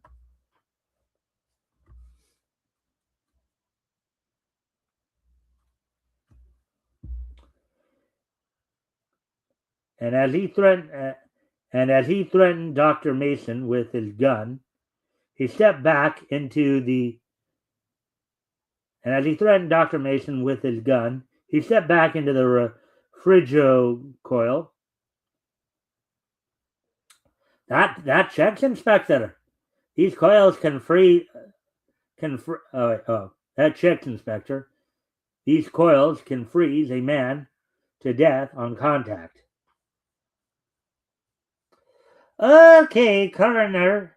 Remove the body, boys. I'll have a special guard assigned while the matter is investigated.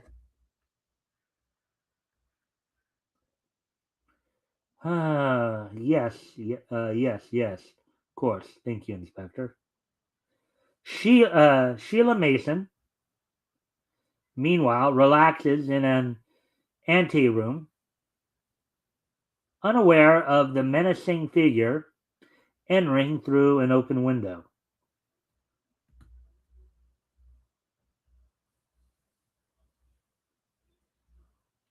Sherry Mason, who I'm guessing is probably his wife, Borelli has sent his mob for revenge.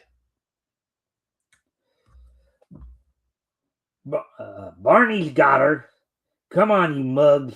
Into the house. Watch out for snooping bulls, Chuck.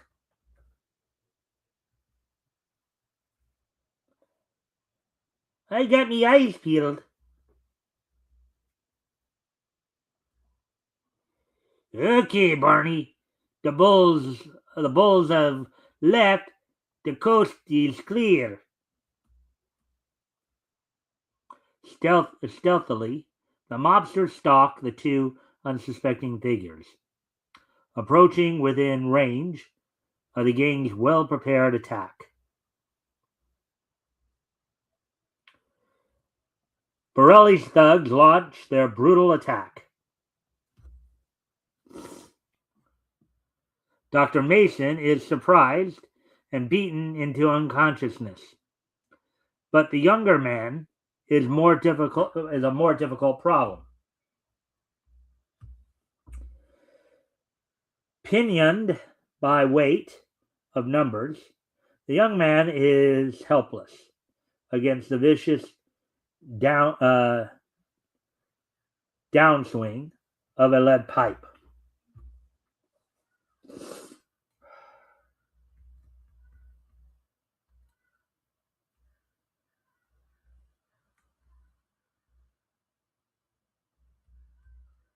The vision struggles back to his senses to find his hands securely bound. Beside him lies Dr. Mason, inert. Dr. Mason's inert form, while Sheila Mason lies trussed up in the same manner.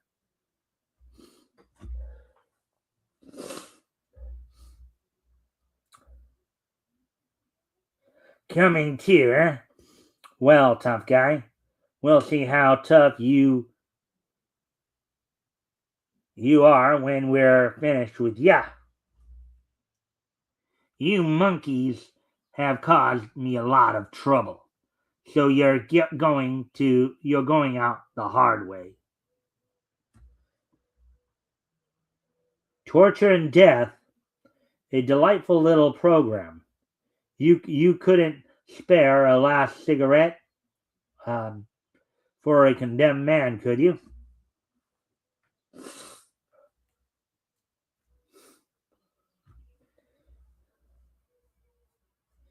Never let it be said that Borelli doesn't treat his guests well here.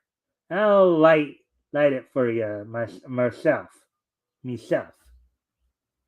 Borelli's smug sarcasm gives way to surprise and terror as his helpless prisoner vanishes behind an expanding cloud of smoke, which suddenly billows from the lighted cigarette. Wow! Now I guess I know what they meant by.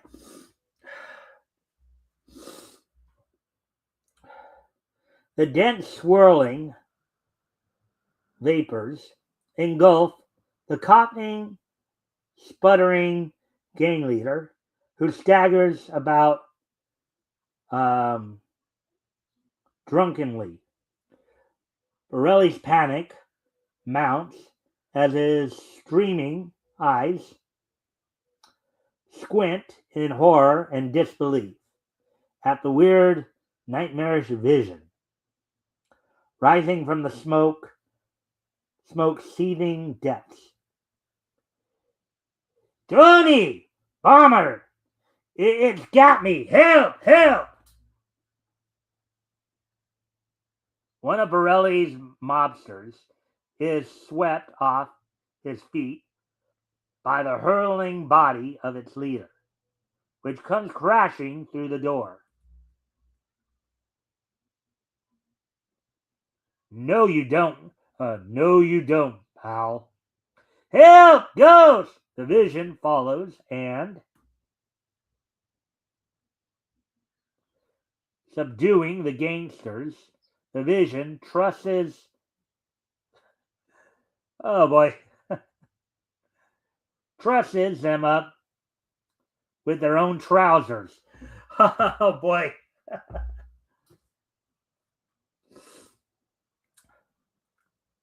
I hate to embarrass you, boys, but there's a scarcity of rope. Wow, that's an original way to tie somebody up. Use their pants. That's a very interesting way to tie somebody up, to say the least.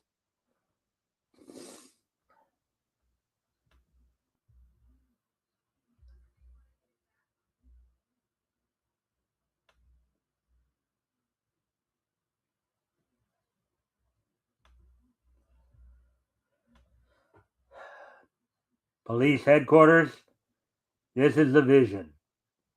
I've got Brains Borelli and part of his mob at Dykeman's Wharf. They tried to kidnap and kill Dr. Mason and his daughter. With the arrival of the police, the vision fades into his own dimension in a thick pall of smoke.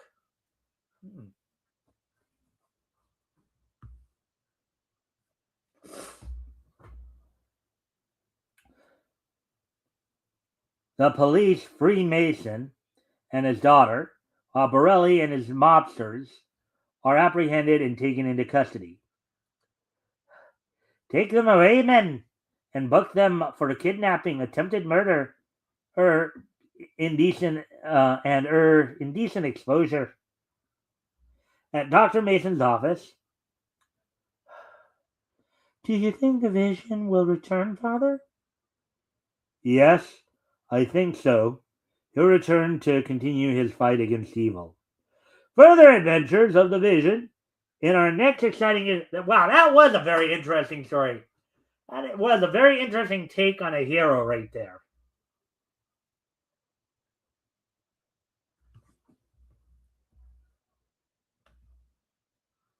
That was a very interesting story right there. All right, so, of course, now, with that being said, that's all we got for the readings tonight. So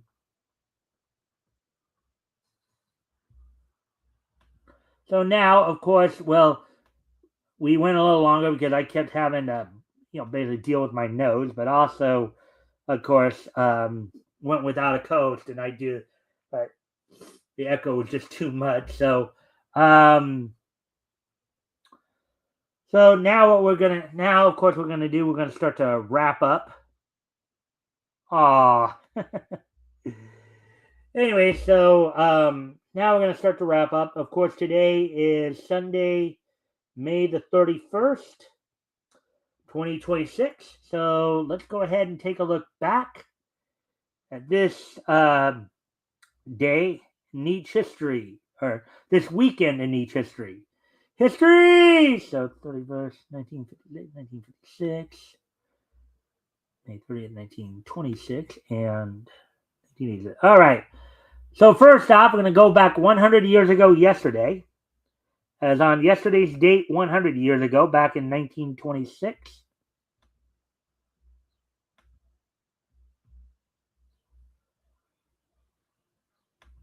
Back in 1926, Pat Sullivan's Felix the Cat Scoots Through Scotland premiered in theaters on yesterday's date 30 years ago. It ran for, of course, 2 minutes.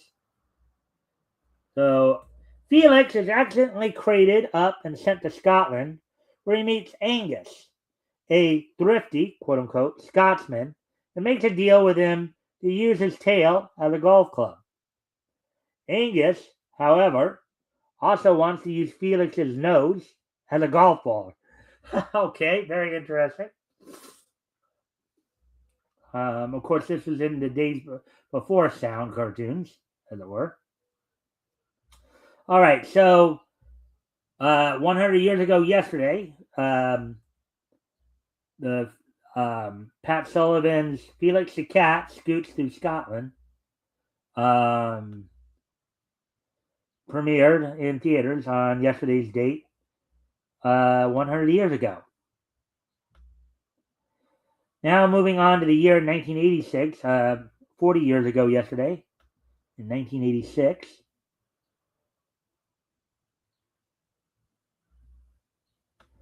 "40 years ago in 1986,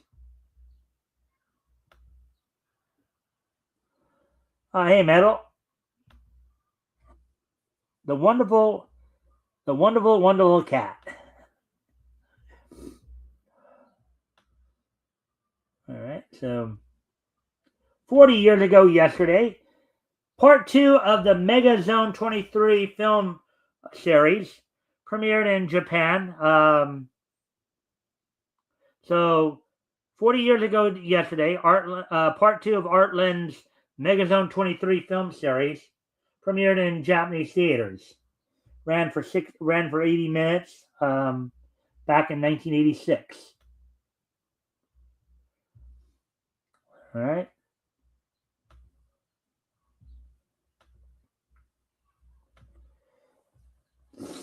Now let's see. Moving on to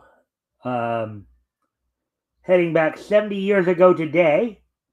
And on this date, 70 years ago today, as soon as I find what I'm looking for here. 70 years ago today, the 100th issue of Real Screen Comics went on sale on newsstands from DC Comics, at the time known as National Publications. The monthly title sold for 10 cents, 32 pages. The features included, of course, three Fox and the Crow stories, along with a Flippity and Flop story and Tito and his Burrito. These, of course, were all characters that were originally produced by Screen Gems for Columbia Pictures. They were distributed by Columbia. By this point in 1986, of course, Screen Gems had gone into television animation back in 1940, starting in 1949. But on this date, 100 years ago today, on this date, 70 years ago today, 100th issue of Real Screen Comics featuring the Columbia cast of Fox and the Crow, Flippity and Flop, and Tito and his Burrito went on sale on this date 70 years ago today. And 1956 is just so nice that we're going to hit it twice. As also on this date, 70 years ago today, as I grab that,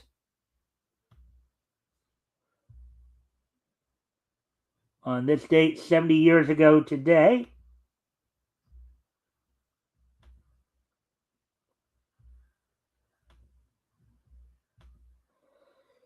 happening in Albany, Oregon, Herb Freeman defeaed Bull Montana to become the new NWA Pacific Northwest Heavyweight Champion.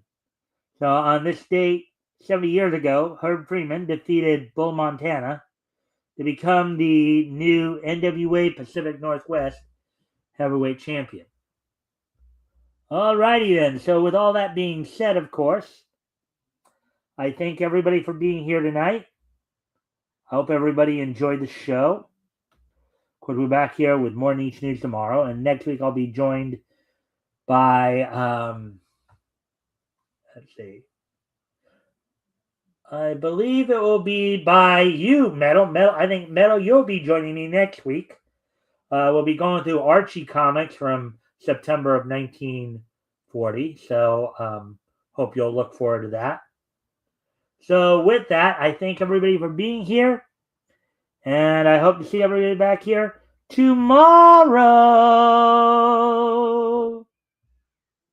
Bye.